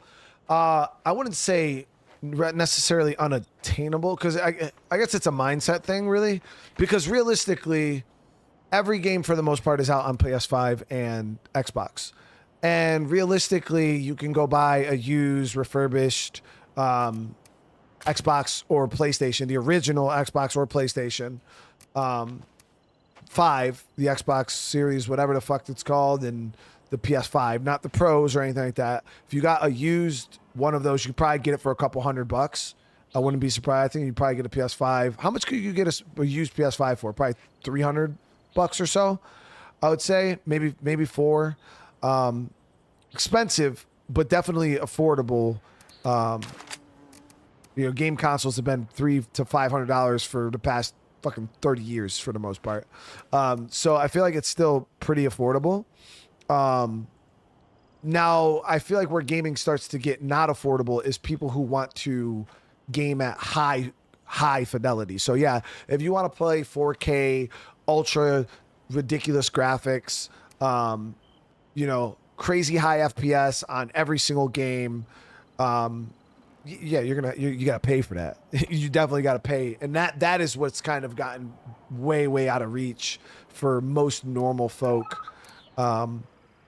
But just gaming in general, like, yeah, if you're not a graphics snob and you're okay with just playing the games at regular fidelity for 1080, 1440, which most of those new consoles easily do, I wouldn't say that it's unobtainable.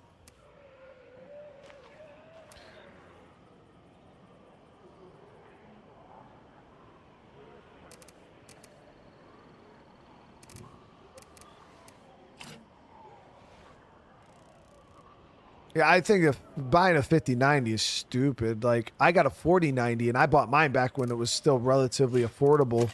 I think the 4090 now is even more expensive than when I bought mine. I think the fucking price went up, which is pretty wild. I don't even know how much 4090s are going for right now, but I think when I bought mine and my build, I think it was like the graphics card alone was like 2,200. Hey neighbor, Trusty here. Something like that, just for the graphics card. I need your support to make it work. There it is. Anyone available for a little field trip? Let's go. All right, so this is that final mission. I'm going to bring some goodies on this.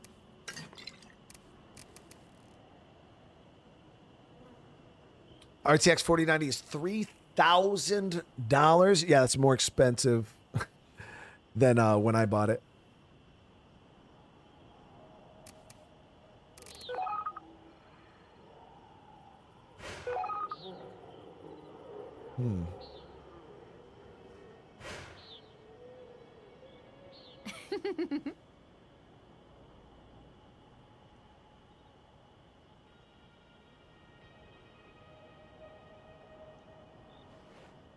All right, so we're gonna grab that. I'm gonna go ahead and this shouldn't be too bad, but you never know.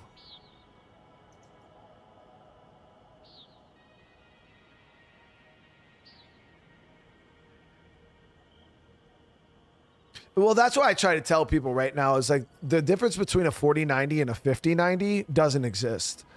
But a lot of people don't understand how graphics cards work. Like they honestly think that certain graphics cards make games look better. And I try to explain to people that's not how it works. Like the video game itself has parameters. Let's just say it has graphic parameters of 1 to 10, 10 being the best looking the game can possibly look from a software perspective. Everything that the developers put in the game, lighting wise, all of that. That's a 10. And then the lowest parameters that you could set the game to.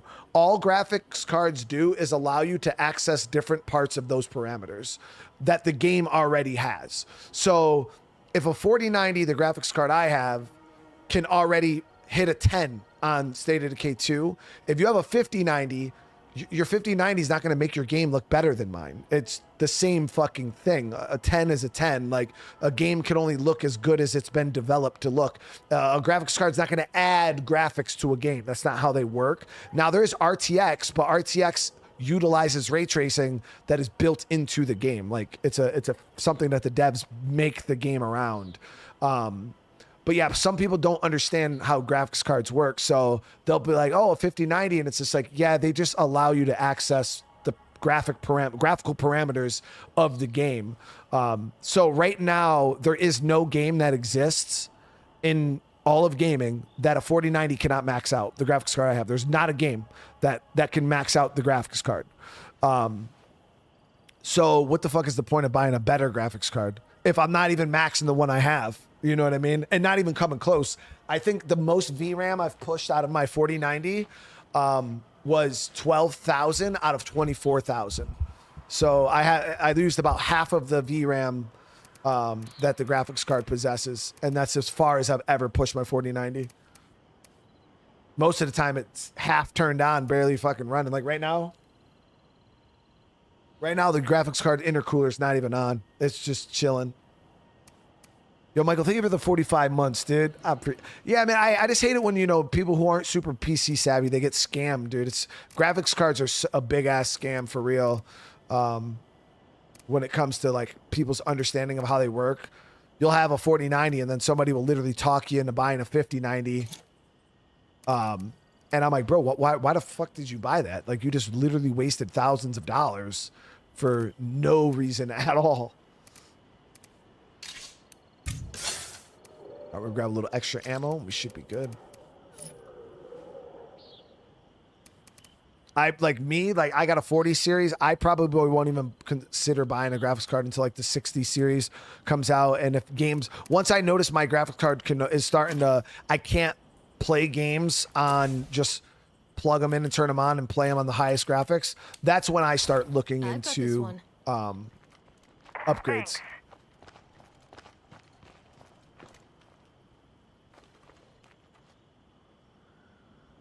What game was that? It was recently. I want to say maybe Resident Evil 9 on ultra graphics, 4K resolution. I think RE9 Ultra 4K was like 12,000 VRAM. I'm off. Be back soon. I believe 007's also pushing my GPU into like to the 8 to 10,000 range. Last playthrough, Mickey's story glitch, and even though I got... Yo, Paul, same thing happened to me. Like, I haven't got Mickey Wilkerson's mission with Ray. It just hasn't popped up. It's wild.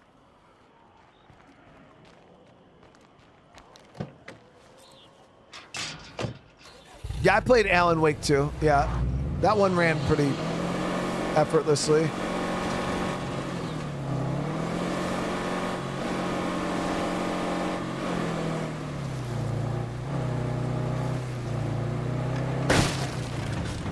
There's been a few games that have come out that aren't optimized very well where I'll have to turn off ray tracing or something. I forgot. I think Crimson Desert, we had to turn off ray tracing for a little bit there because the game's optimization was just dog shit.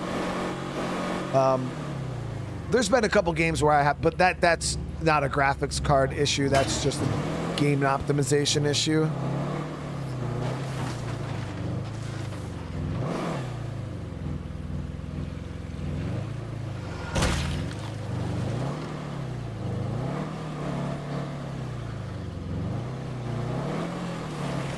Noticing more glitches, like the game's slowly breaking down.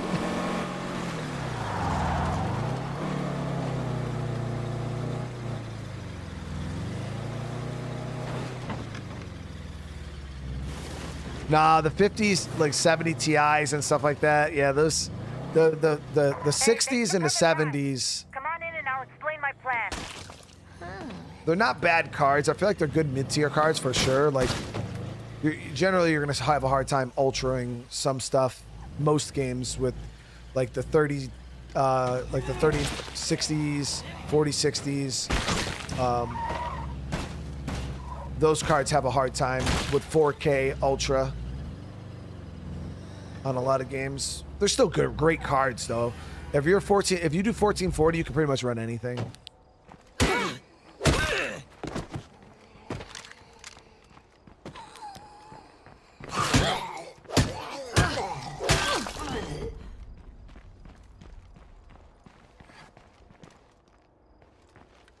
And that's all it comes down to, Callie, for the most part. As long as you're not trying to play everything in 4K, if you're 1440 or 1080p, most graphics cards they're fine, dude. Yeah, you won't have any issues. 4K though, it's such a big jump in resolution. This place is a good find. It requires a lot. And then the crazy thing is when you have 4K side by side against 1440, I personally don't think it's that big of an upgrade. Like, you could see the difference. 4K looks a bit cleaner, a bit sharper, but I don't think it's worth like spending thousands more dollars to make it run smooth better. You know what I mean? To me, I'd say the difference between 1440 Ultra and 4K Ultra is like a 15-20% maybe. I need fresh samples to test a new theory. Can you provide backup? Yeah. Oh, cool. So we got to push into the gauntlet here. Geared up. This one's gonna be a bit of an adventure. Nah, I ain't even worried about it because let's just make sure. Don't you already have plenty of samples? Yeah, we got an hour and a half. I've avoided the most overgrown areas because they're so dangerous. That's why I need you watching my back. That Zed must have heard us.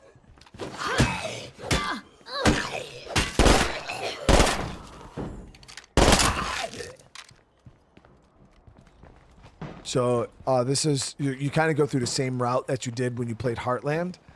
We need to clear out the Zeds before I can get the samples I need. All right, hold on. Give me 1 sec, guys.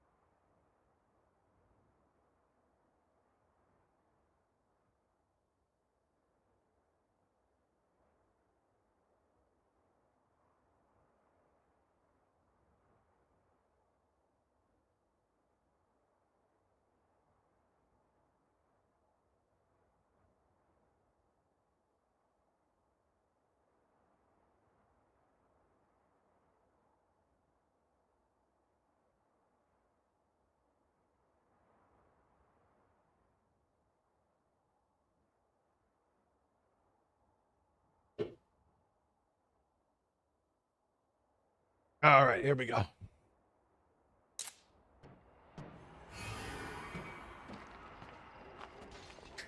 here a sec.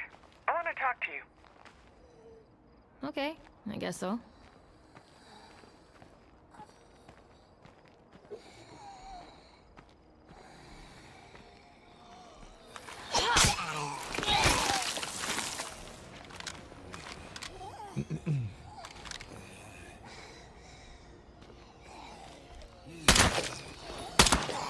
We got zombies rolling up on us.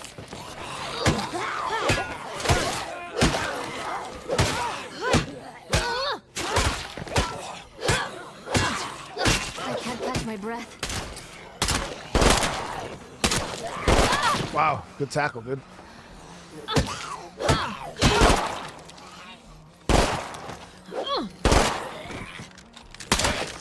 It should be quick, but keep on your toes while I get my samples.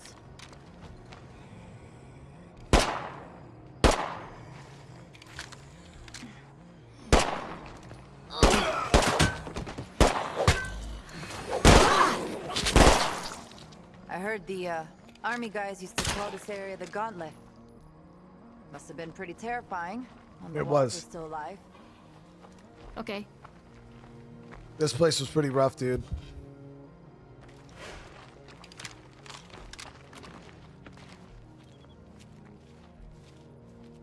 Yeah, the dog tag mission. Yeah, I think the dog tags are here. Ugh.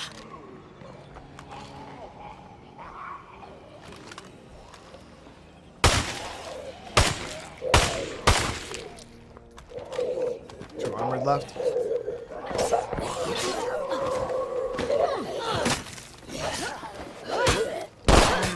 This one doesn't look so promising either. Let me make sure. But I suspect I'll come eventually here.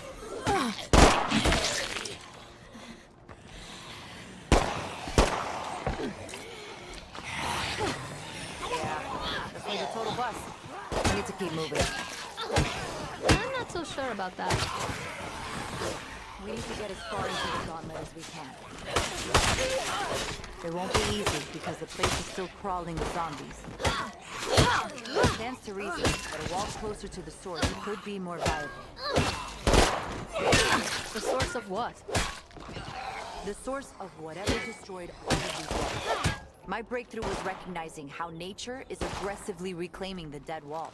That's why I need samples from walls approaching the maximum state of decay. The State of Decay, baby. Aim for the head!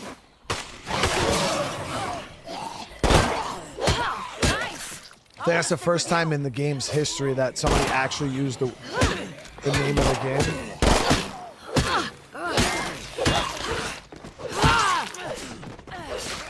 I never even noticed she said that before.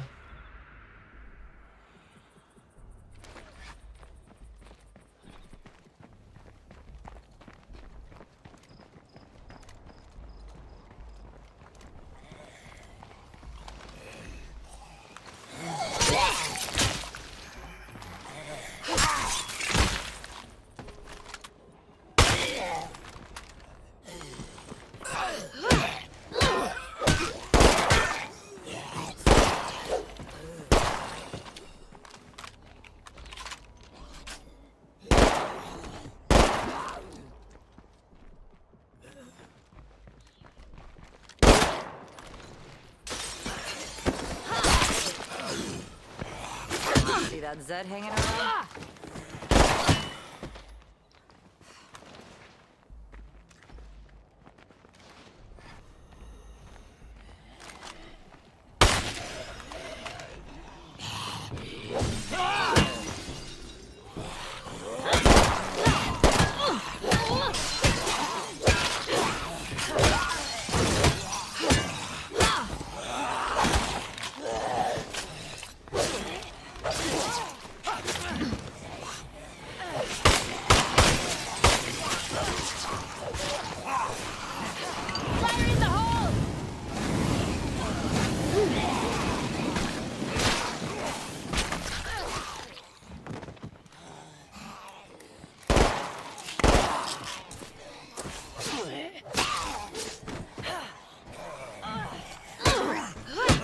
Damn.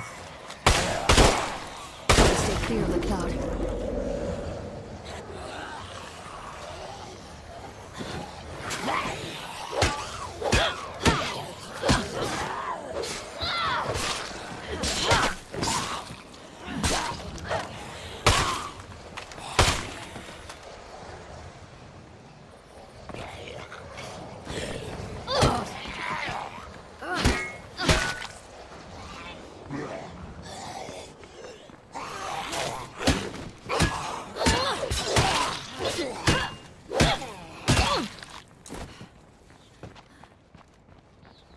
Butter Life, hey, thank you so much for the super chat. How you doing tonight?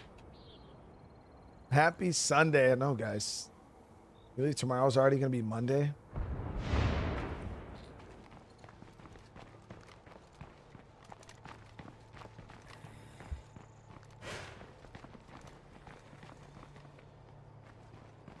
Here's the thing. I'm gonna take my time here, just to be sure I get good samples.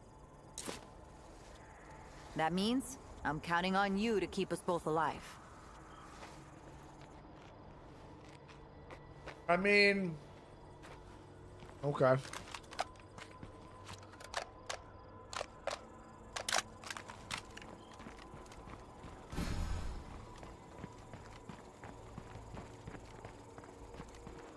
So we're well within my range of the mine. So this is why I said I think this is going to be kind of OP. Starting now. Keep your eyes open. We might have found a hack, chat.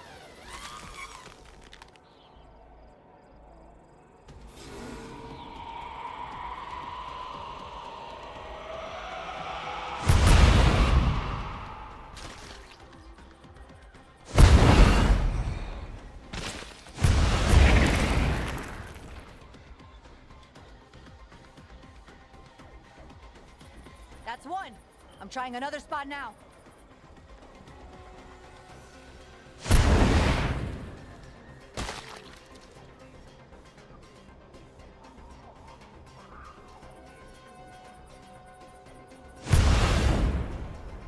Yep.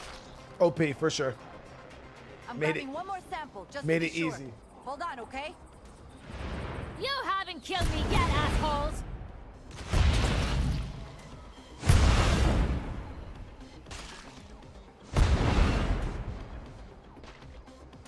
Super easy, dude. It's done. You okay over there? Yeah, I mean, little preparation. Yeah, that traps were game breaking right there, honestly. You were great out here. Ready to head back? All right, let's move on before any more Zeds come around to say hi. Lead on.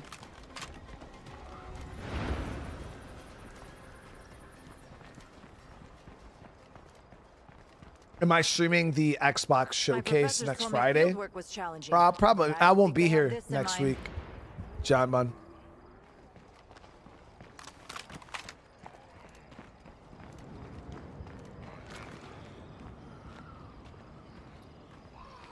Do you think State of Decay 3 will be at the... I don't know.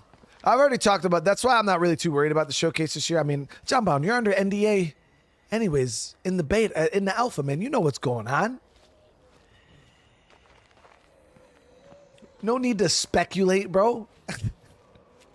Once again, you came through for me big. We're in the group of people that don't need to speculate. So what's next? More science? You better believe it, my friend. I'm talking about a 3-scoop sundae of scientific method with some sciencey hot fudge on top. Damn it. Now I want ice cream. Better work on that next. You take care of yourself. Originally, if the alpha stuff didn't come out before, I think I would have thought that we would have seen something for State of Decay 3, but because the alpha stuff came out when it did, and obviously where we're at in development, I don't know.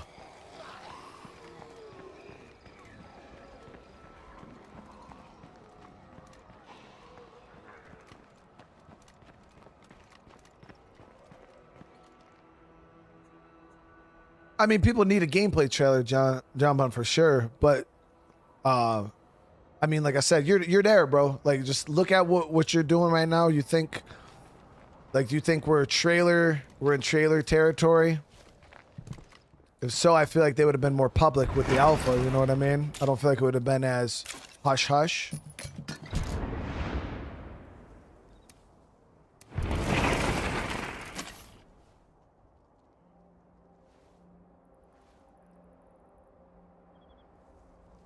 I mean, I'm comfortable enough to make sure I'm not that I'm not here for the Xbox showcase. Generally, every time I do these fucking showcases, anytime I stream them, anyways, it's always ass, and the showcases are not great. Every time, dude.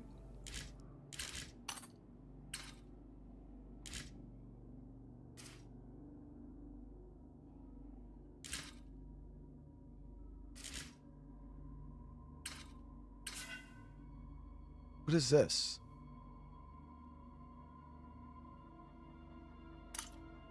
Oh, not even the videos. Like the videos already is what it is. But yeah, obviously nobody's really gonna rewatch me watching a showcase. That's true. But I'm referring more towards like every time I take the time out of my day to do the showcase, it's always just like, bro, I'd rather just be playing the game right now than fucking watching this shit. Like, we get a couple decent announcements. It's like one or two, but you know, out of like an hour and a half show, like 12 minutes of it is cool in games I actually care about. The rest of the time, you're freaking it's a bunch of games that I'm like, who are these games even being made for?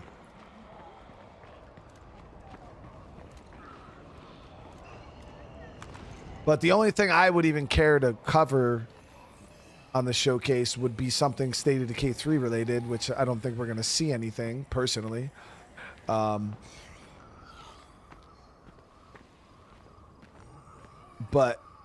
like Gears, like, okay, yeah, like that's something I can cover when I get back. Not really. I don't need to be here for that moment. You know what I mean? Like, it's not a top priority for me.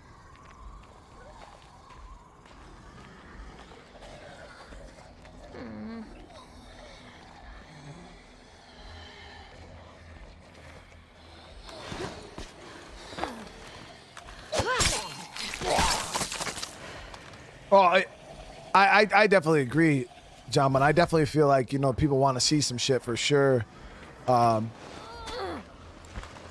again, Undead Labs with this whole Elfin thing has just proved it doesn't need to be, they don't need showcase to showcase something, you know what I mean? They can do it at any point in time. So...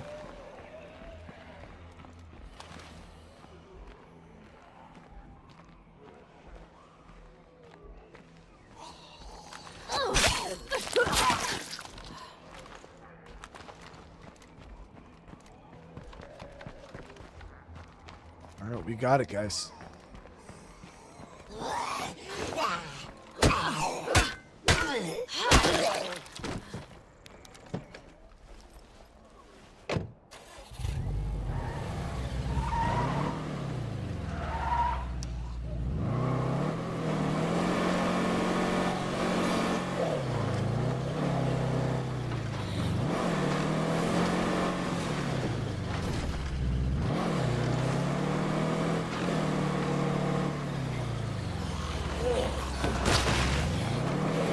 Yeah, the Mickey Wilkerson and Ray Santos quest line broken.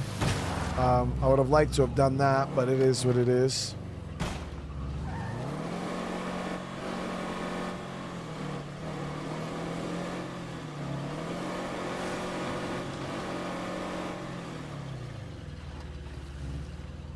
No, I'd be happy. Obviously, I'd like to see something at the showcase. But I don't know.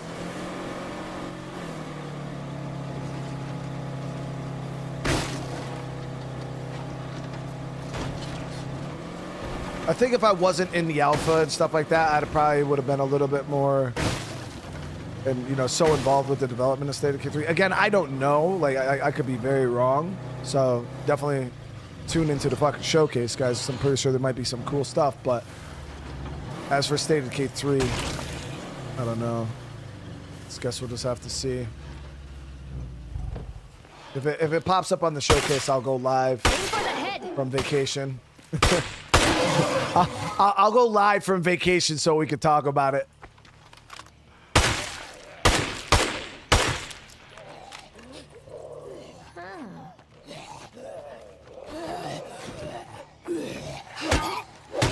Hey there, Trumbull Valley. It's your friendly neighborhood agricultural scientist again. You may have noticed some grass and weeds growing up from the ruins of the old plague wall.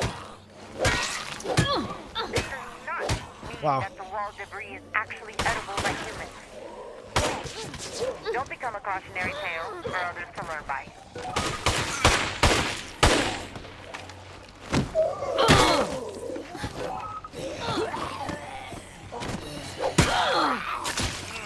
Actually, I tell people to talk way less often these days.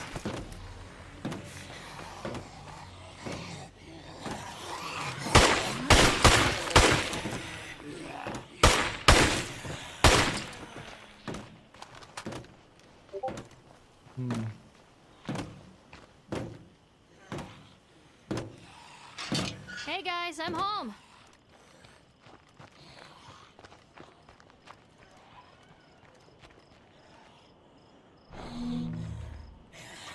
Oh, my water and power is not on. I'm like, why is the range on that not?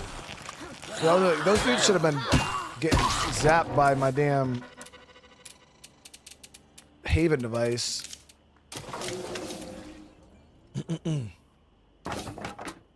I mean, I think Cyberpunk probably runs phenomenal on the PS5, seeing as I have a Nintendo Switch too, and I actually bought Cyberpunk for it for when I was in the airport and shit, and on the plane and on vacation. If I ever wanted to jump in and play some Cyberpunk, I got it on the Switch too.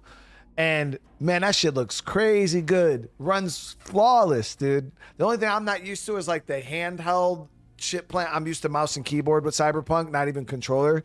But yeah, that shit look crazy good.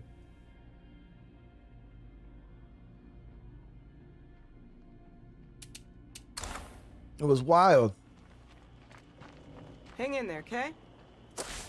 But all right, guys. I wanted to get that Tressie quest line done. We pretty much knew, minus the Ray Santos and how'd it come out?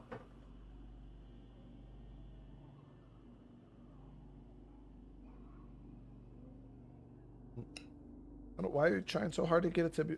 That's why I said the milkshake would have been.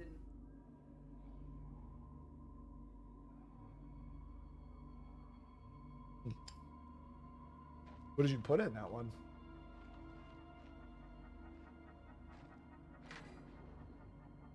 Maybe the thing was right about it. Lactate maybe being better. How cold.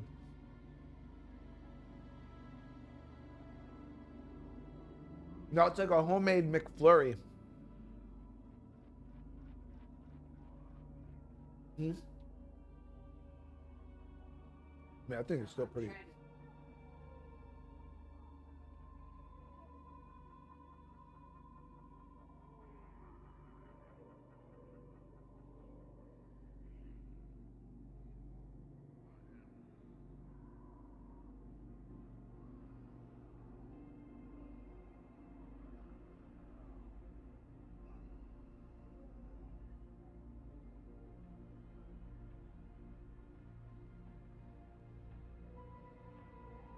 Yeah, my thing is with Cyberpunk is I waited, shit, how long was it? I didn't play Cyberpunk till 2 years after it released. And I played it on PC, obviously. But I was going to play Cyberpunk earlier on, but everybody was like, oh, the game's ass. Like, I listened to the same nonsense everybody else did. So I avoided the game because everybody kept telling me it was shit. And then anytime I asked somebody in chat about Cyberpunk, everybody would say the same thing. Oh, the game is terrible. It sucks. It's buggy. It's this, it's that. And then I just was like, okay, never. I just want to check it out. And then I don't remember what happened. And then I was just like, yeah, I want to kind of check out Cyberpunk. I think I seen a trailer. There was some update or something coming out for it. I forgot what the hell it was. And I was like, you know what? I want to check this game out. And again, I asked on live, I was like, hey, you know, what do you guys want to see about Cyberpunk? People are like, oh, that game's buggy. It's shit. It's so ass. And I was like, you know what? I'm going to try it anyway. So I jumped in and I was so pissed that Cyberpunk was actually the game that kind of put a bit of a spacer between me listening to the community in chat and like playing games for myself. That game kind of ruined my trust with a lot of people because that's when I started to see people don't look at things logically or like objectively. They are very, very biased and they think way too personally. And that's where I started to, I was like, I can't even trust anything any of you fuckers say because you guys are just spitting your own personal, like if when I ask, because this is my thing. I was like, if I ask, hey, is Cyberpunk a good game? If they were like, well, when it came out, it wasn't good, but it's good now. That's not what people were saying, though. People were still on that same narrative of, no, this game is shit. That's what people kept saying. And I'm like, bro, what the fuck? Like, but nobody ever corrected themselves and said, oh, well, actually, I haven't played it in a long time. I wouldn't know. They just were stand on business. No, this game is ass. Don't play it. So then I played it and I was like, yo, this is literally one of the greatest fucking video games of all time. What the hell are you guys talking about? And then people were like, well, it was bad. So that's when I came out with my philosophy of, I don't give a shit if a game was bad. When I sat here and I said, did I say, was Cyberpunk a good game? Or did I say, hey, is Cyberpunk a good game worth playing? And that's where people, they get burned. And then that game is dead to them. From then forever. People are just like, nope, fuck that game. It's shit. Never play it. Never going to tell anybody to play it. And that's just how people are. And it's just like, bro, what the fuck, dude? I don't give a shit if the game was bad 5 years ago. If they fixed it, be like, oh yeah, they fixed it. If you don't know, then just shut the hell up and don't say anything, you know? So that's the problem I had. Cyberpunk, yeah, was, and Death Stranding. Death Stranding was another game that kind of put a gap between me and listening to people online. And I was like, bro, that's wild, dude.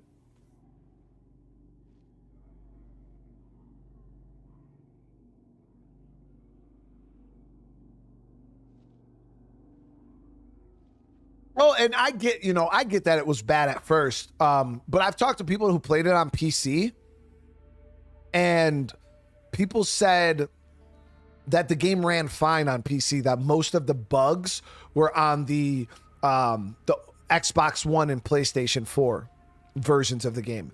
The PC version had bugs, but I guess it was literally nowhere near as bad as the console versions. So that's what I heard. Obviously, I didn't play the game when it first came out, so I don't know.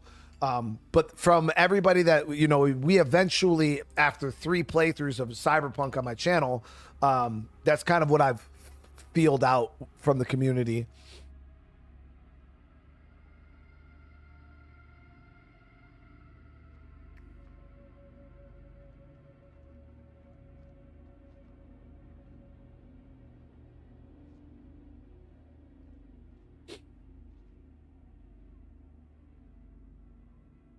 So that's the thing is, I get it. You know, if I have a bad experience with a game, I'll let people know I had a bad experience with the game. But if I'm going to give somebody my objective, like, opinion on something, I want to make sure I know what the hell I'm talking about. So I'm not going to sit here and be like, oh yeah, that game is ass, and then come to find out they fixed everything. Good news. The samples you helped me collect are exactly what I needed to finish this puzzle. That was awesome. I still have to double check my data, but I have a really positive feeling about this. I'll be in touch again soon. I can imagine myself being a part of this community for a long while. Yeah, Death Stranding was another one that really had me heated, man, because people were like, oh, that game is ass. Don't waste your time with it. Mailman Simulator. And I was just like, oh, well, shit, that sounds horrible, dude. I don't want to play the Mailman Simulator. And then there was a ton of you guys in chat that were like, yo, play Death Stranding, play Death Stranding, play Death Stranding. I'm like, nah, that game doesn't sound like my thing. I heard that game was ass. I heard it was a mailman walking simulator. Like, I just was repeating what I heard everybody else saying, even though I had no true opinion myself. I was just parroting what I heard other people saying. And as soon as I was like, I forgot what it was. Casper, yeah, my boy Caspi was like, bro, please just try it. And I was like, all right, dude, you're my boy. I'll try it. So I literally tried it. The first 4 hours of DS1 is pretty slow. I'll say that. But man, I was like, bro, it's one of my favorite games. It's in my top 10. Like, Death Stranding is so great. It's amazing. One of my favorite games of all time. And I almost didn't play it because I listened to other people without even doing my own research. I didn't even watch a trailer. I didn't do anything. I just listened to other people's opinion on the game, and then I just repeated it. And that's what people do. That is what's like nowadays in this social media, YouTube. That's all people do, is they've never even played the game. They've never even seen the game. They just heard some YouTuber on a video, or Asmongold, or somebody say the game is ass, and then they just never play it again. Right? They don't even check it out. They're just like, nope, so-and-so said it's, and they regurgitate what they hear over and over and over again. And then eventually enough people do that just becomes the narrative. You know what I mean? That just becomes the narrative.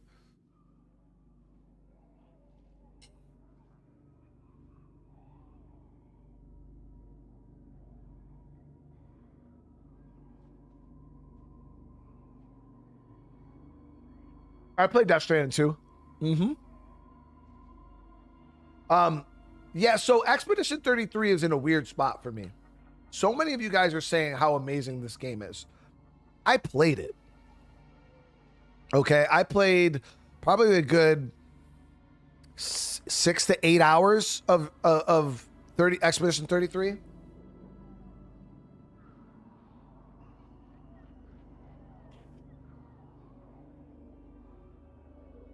And it was playable.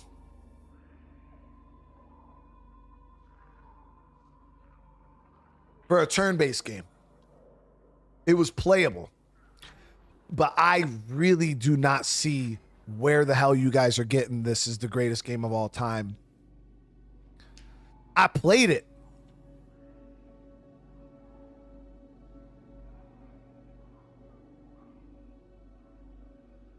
And like I said, it was playable. It was decent.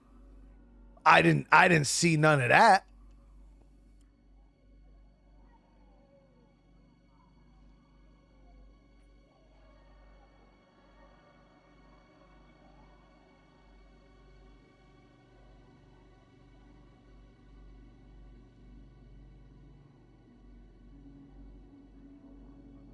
Like, I thought the opening scene when they first got to the island and like all that shit started happening, I was like, oh shit, this is pretty cool.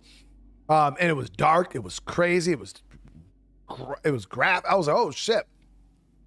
But then like after that one cutscene, it was just like, eh. You know, and then you had like the little sprites where you're the map movement was kind of weird. You're like moving around in like this super like weird zoomed out thing. And everything was like these weird like turn-based combat fighting moments. And I don't know, maybe I didn't play the game enough. You think it's broken?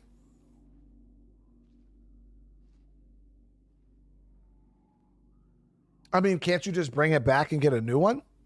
Just be like, bring that shit back, but yo, my shit is broke.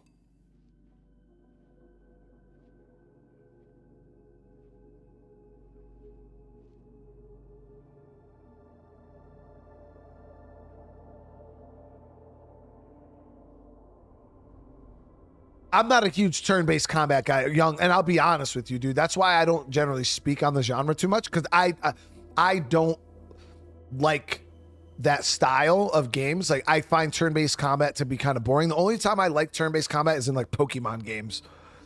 But it's just not my thing personally. Like, I think the Final Fantasy games are super, like, I don't like them. I like people are like, oh, play Final Fantasy 7. I did not like Final Fantasy 7. I thought it was extremely boring. Final Fantasy 16 though was a phenomenal game in my opinion. But I'm not going to sit here and say Final Fantasy 7's shit or an ass game. It's just not my thing personally. I'm not a fan.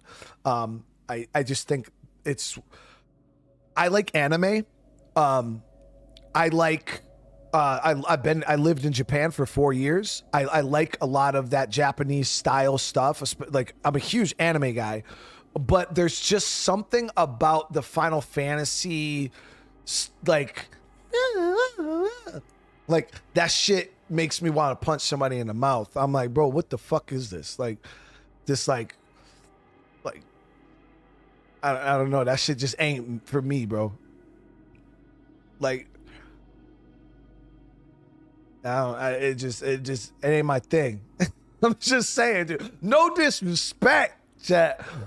No disrespect, but that just ain't me, bro. Like, I tried playing that shit, and I'm just like, nah. Like, let's move on to something else, guys.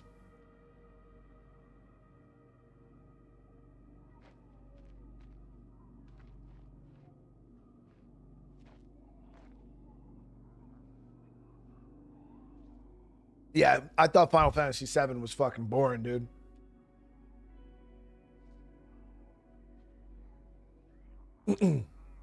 But 16 was phenomenal. I thought 16 was great.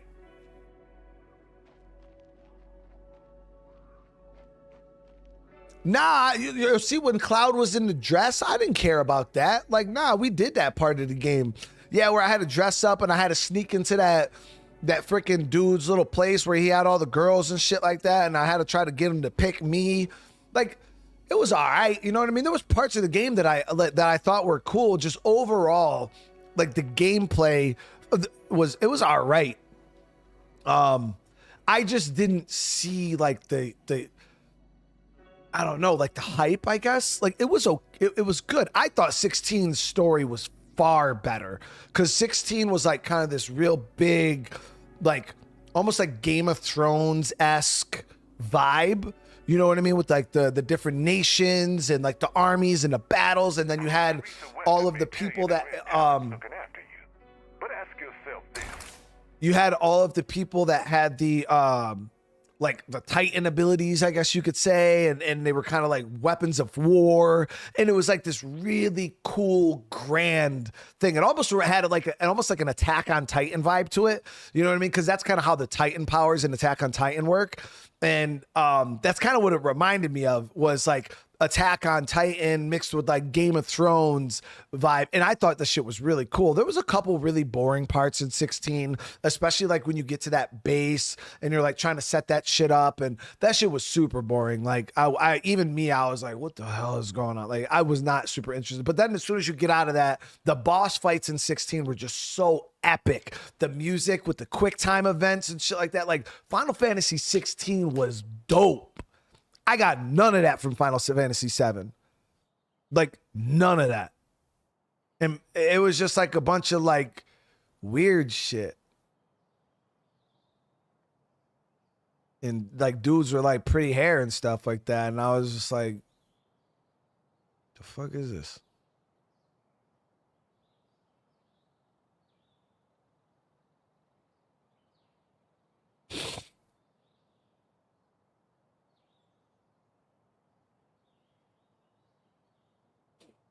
So, yeah, I don't know. Let me set the stream up, guys. We're just sitting here freaking talking. I want to get the stream set up. But again, like I said, turn-based strategy games have never really been my thing. JRPGs have never really been my thing either. So that might be most of the reason why I'm not super on board with it.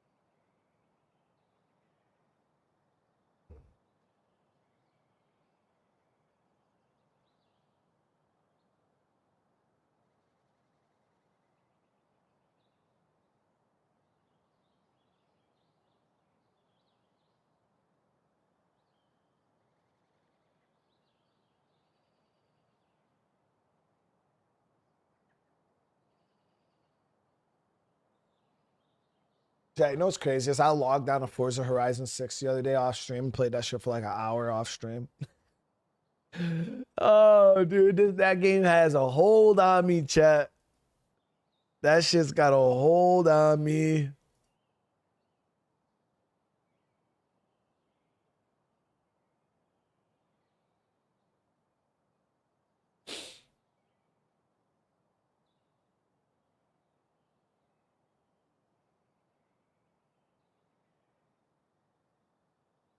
Yo, Mosa, it's good to see you, man. Thank you so much for the super chat.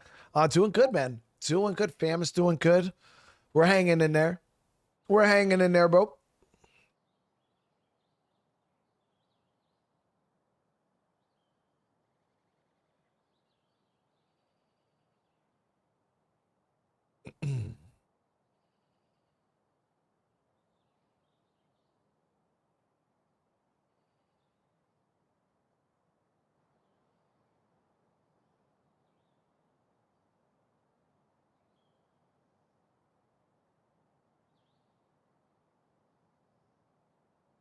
Yo, that's crazy because I never played Destiny, man. I was gonna play Destiny 2 on the channel. But yeah, we just never got around to it. We never got around to it. But I want to say thank you guys though for sticking with me for this State of Decay. It's been a long time, man. We've been doing this, I think, for a few months now, right? Maybe 2 months, 3 months. You know, we started off with State of Decay 1 and kind of just played through. So again, I do have one idea left for a series. Kind of that will probably be like the nail in the coffin for State of Decay 2 content on the channel, indefinitely, you know, until to be determined. But I don't know when that will happen. Like I said, that will probably be a little bit more once we get some more concrete evidence on anything State of Decay 3. Then, you know, I'll probably do that. But that'll probably be like our last hurrah for State of Decay 2 is I want to take my Forever community and pit them against the hardest mod for State of Decay 2, which is the No Man's Land. So we'll see how that goes. But then again, I want to also let you guys know going forward, hopefully we start getting more information on State of Decay 3, which I'm hoping with everything, you know, with the betas and the alphas and shit like that, that they start releasing more information, more things that I can talk about. So State of Decay content on the channel isn't gone. It's just going to be restructured. Like most of the State of Decay content that does come to the channel will pretty much be State of Decay 3 focused. So that's kind of where we're going to kind of make that transition. Obviously we got a lot of other games to fill the gaps until then, but that's where we stand. But Mosa, thank you so much for another super chat, man. The women in the new James Bond game are truly magnificent. Yo, Mosa, I agree, man. They did a really good job. I remember, I think when I started playing it, somebody was like, oh, one of the big complaints about the new James Bond game is all the girls are ugly.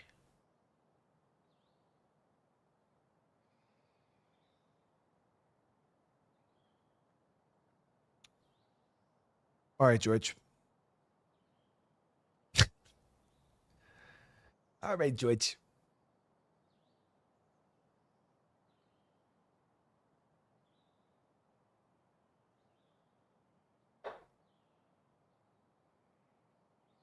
That's a wild statement. Anybody that ever says that? No, I just chat. Listen. I say this again. I say this again and again. I don't no disrespect, chat. But if you're over here commenting on the attractiveness of an in-game video game character not being up to your standards, you are a fucking virgin who gets no cheeks, 0 cheeks, okay? That's it. You ain't touched a real fucking woman in your life, bro. So you can't, like, shh. They get, if you are somebody who's complaining about how in-game video game characters look, you get no cheeks, bro. At the end of the day. And I don't mean no disrespect. That's just, hey, it is what it is, okay?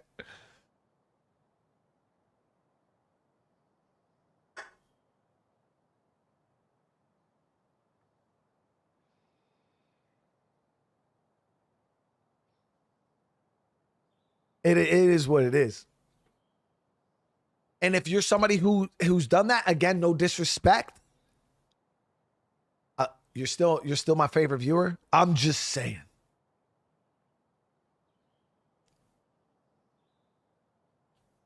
My wife says, I mean it with disrespect. It's weird.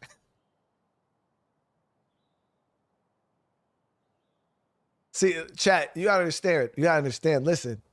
Yo, Mosa, thank you so much for the super chat. Your speech patterns and facial expressions have become legendary memes. I don't see how my face is regular, dude. But listen, I always tell y'all. All right? I always tell you guys. What is the number one thing I say when it comes to women in video games, chat? What is the number one? What's the first thing I say, chat? I want to see if somebody says it right now.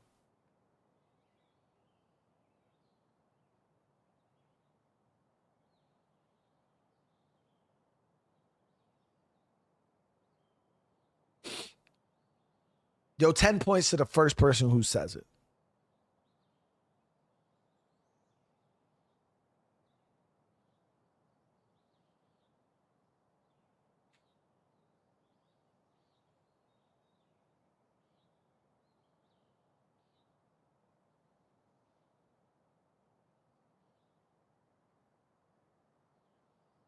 Yo, there it is. There it is. Team said it right there. But I'm married as fuck, dude. I'm married as fuck, bro.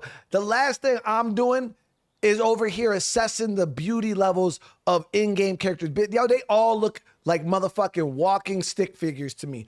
That's it, chat. That's it. I don't even pay attention to what these bitches look like. They are just stick figures, man, with no faces, no noses. Chat, I'm married as fuck, bro. I ain't even looking at these people, bro.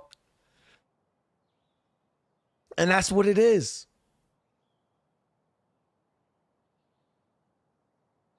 People like, bro, you gonna play Stellar Blade?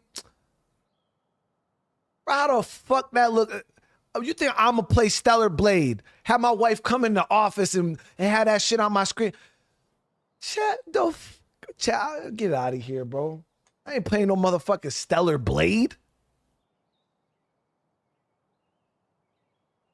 Ryan, hell no, dude.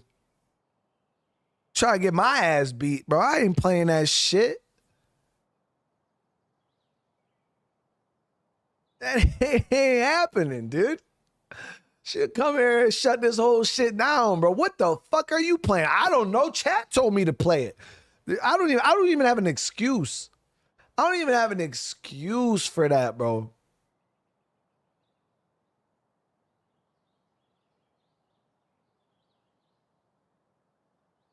I would have to deflect. I'd have to blame it on y'all.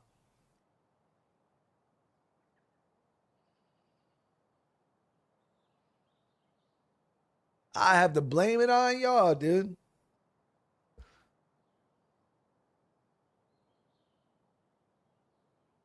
Knifing, what's going on, dude?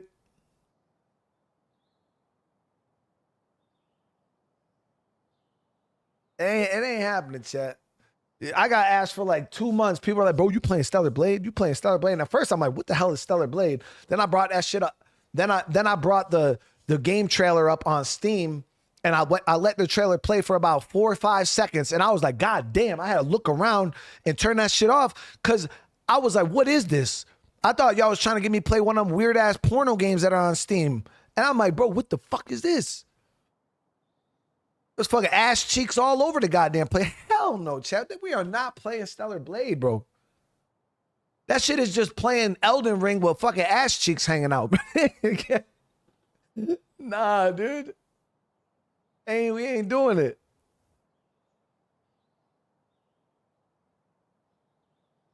We ain't doing it, man.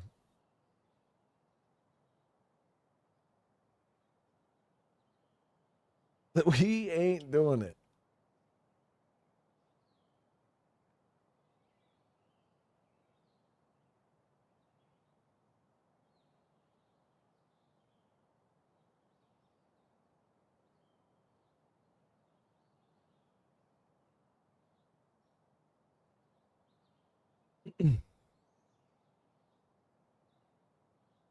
Nah, that shit, that just ain't just ain't my vibe anyway, chat. Like, we mess around in games and stuff like that, but again, like, that just ain't my thing, ain't my vibe anyway. I'll fuck around, I'll joke around, you know, we bust cheeks and stuff like that in games. Well, I mean, I don't bust shit. The game characters be James Bond's getting cheeks, bro. We're just along for the ride, okay? But yeah, it just.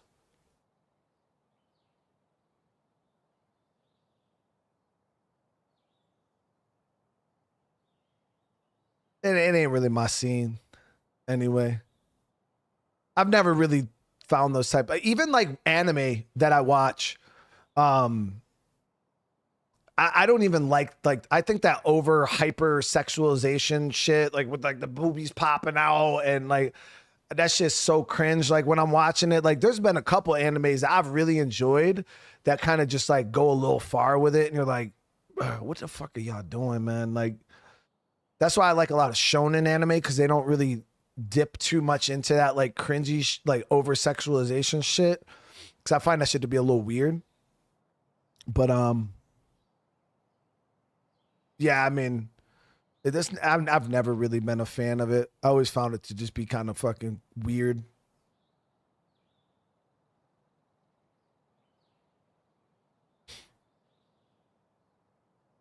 Because my wife should be saying that shit all the time. She's like, oh, like anime. And I'm like, I don't watch the weird ones. There's some weird ass animes out there, but I don't watch those.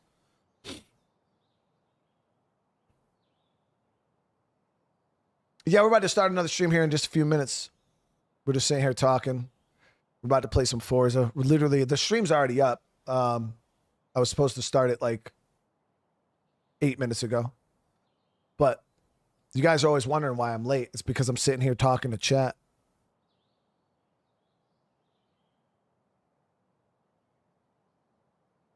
Mosa with another super chat, dude. As a millennial, you're not supposed to be a fan. Are you not supposed to be a fan of Britney Spears and the Pussycat Dolls?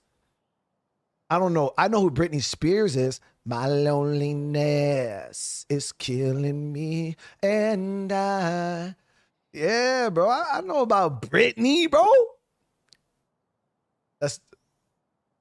But I mean, I was like a little ass kid when Britney came out.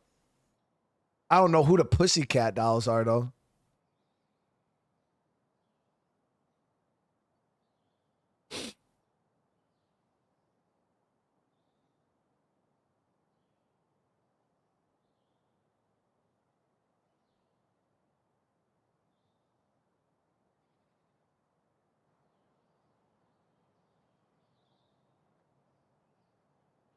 Yeah, I was like real young when Britney came out.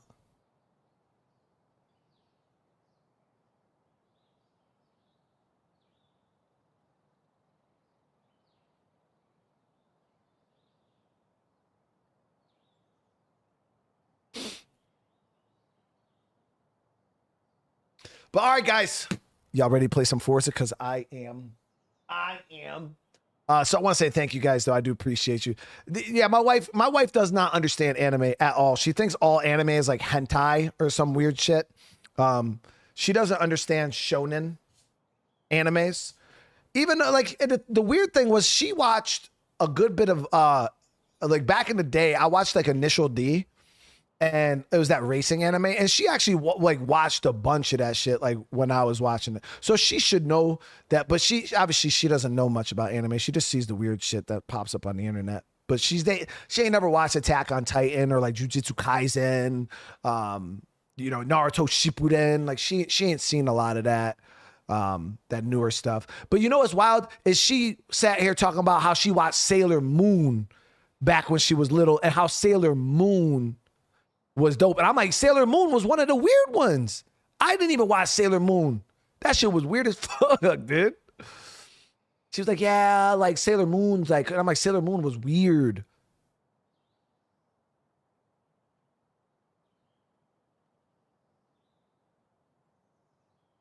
Paul with the 5, bro. Thank you so. Yo, it's so hard to see your name with the super chat background because it's like blue. It like blends in, dude. That's weird looking. Nah, what? I don't even know who the hell is Polly, bro. Your wife claims Sailor Moon as well. Yeah, that's what my wife, she was saying. And at first I was like, wait, you even know about Sailor Moon? And then she was like, yeah, I used to watch Sailor Moon. And I'm like, that shit was a weird ass show. Yeah, that shit was a weird ass show. Like Sailor Moon was super crazy, sus, dude. But nah, you watch some of the most shonen. I would say most shonen anime are legit above board. Attack on Titan is super fire. Jujutsu Kaisen has a little bit of, One Punch Man. Like there are tons of them out there nowadays. Bleach has its moments where it can be a little, it can kind of dip into that weird shit a little bit, but not too bad. Bleach is not too bad. Hunter x Hunter is pretty good too.